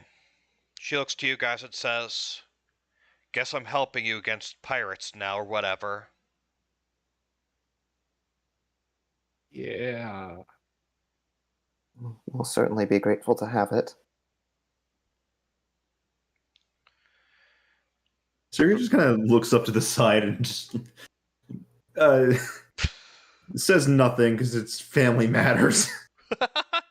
Yeah, you don't even need to roll an insight check to feel that the temperature of the room just decreased by like 10 degrees as soon as Aurora walked in, and it wasn't her fault for being an ice type. Oh, yeah, I was about to ask figuratively or literally. Yeah, there is clearly a lot of tension between the two of them. And Aurora just leaves on her own and leaves you guys behind. Estes says, "My apologies for my daughter. She's in her rebellious phase." Yeah, there was an incident with like food when I first joined the guild. Sounds like an interesting story. In any case, you may all leave now. Get your crew and come back here in 2 days, and I shall give you your ship to combat the pirates. Oh, but one more thing. Balthazar, or Balthazar? Balthazar, yeah. She wouldn't have actually stuttered. That's me sucking with Yeah. names. I wish to speak to you privately. The rest of you may go. Hold on. If you tell me, you've got to tell them. Thornton did the same thing to me, and they're part of my team, and I don't keep secrets from them. This is a private matter, Balthazar. Ah! Why did you pick a last name difficult to say? This is a private matter. I asked to speak to you alone. Fine. You may relay whatever you want, but the point is, I asked to speak to you alone. The rest of you may go. And she waves the rest of you off. Harold gives a little nod and heads out the door. Renniel starts to leave, but he kind of looks back at Eugene as he's leaving before hesitantly leaving again. Yeah. I just kind of give them as a nod as they go off. Sergey's heading out. I guess I'll start looking and getting into contact with Eisen again. I think Renniel should be able to help with that. Right. As Harold is leaving, while his back is turned to Estesis, he's going to shoot a quick message at Renniel, set up a psychic link with him. Renniel establishes a telekinetic link with Eugene. Okay. And Eugene, you hear in your head, I am listening. Yeah, I guess I can just say okay in my head. Yep. Yeah. Okay. The door closes behind all you.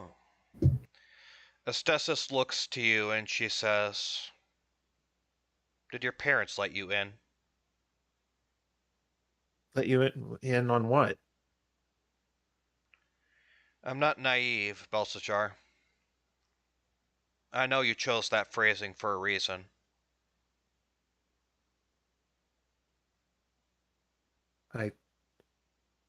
I don't know what you're talking about.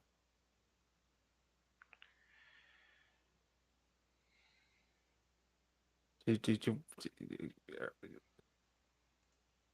like Eugene kind of realizes the implications, but still trying to pass this off as ignorance. Are they pirates? What are you talking about? She gives you a look, a combination of disappointment and just curiosity. And she says, "Right. Very well. I suppose if you don't want to admit that, then I'll just give you one word and then you may join your friend. Be careful what side you choose, Eugene. You may leave now."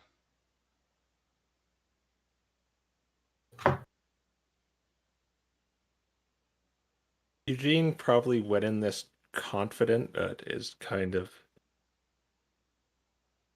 just leaving now. Okay. Yeah.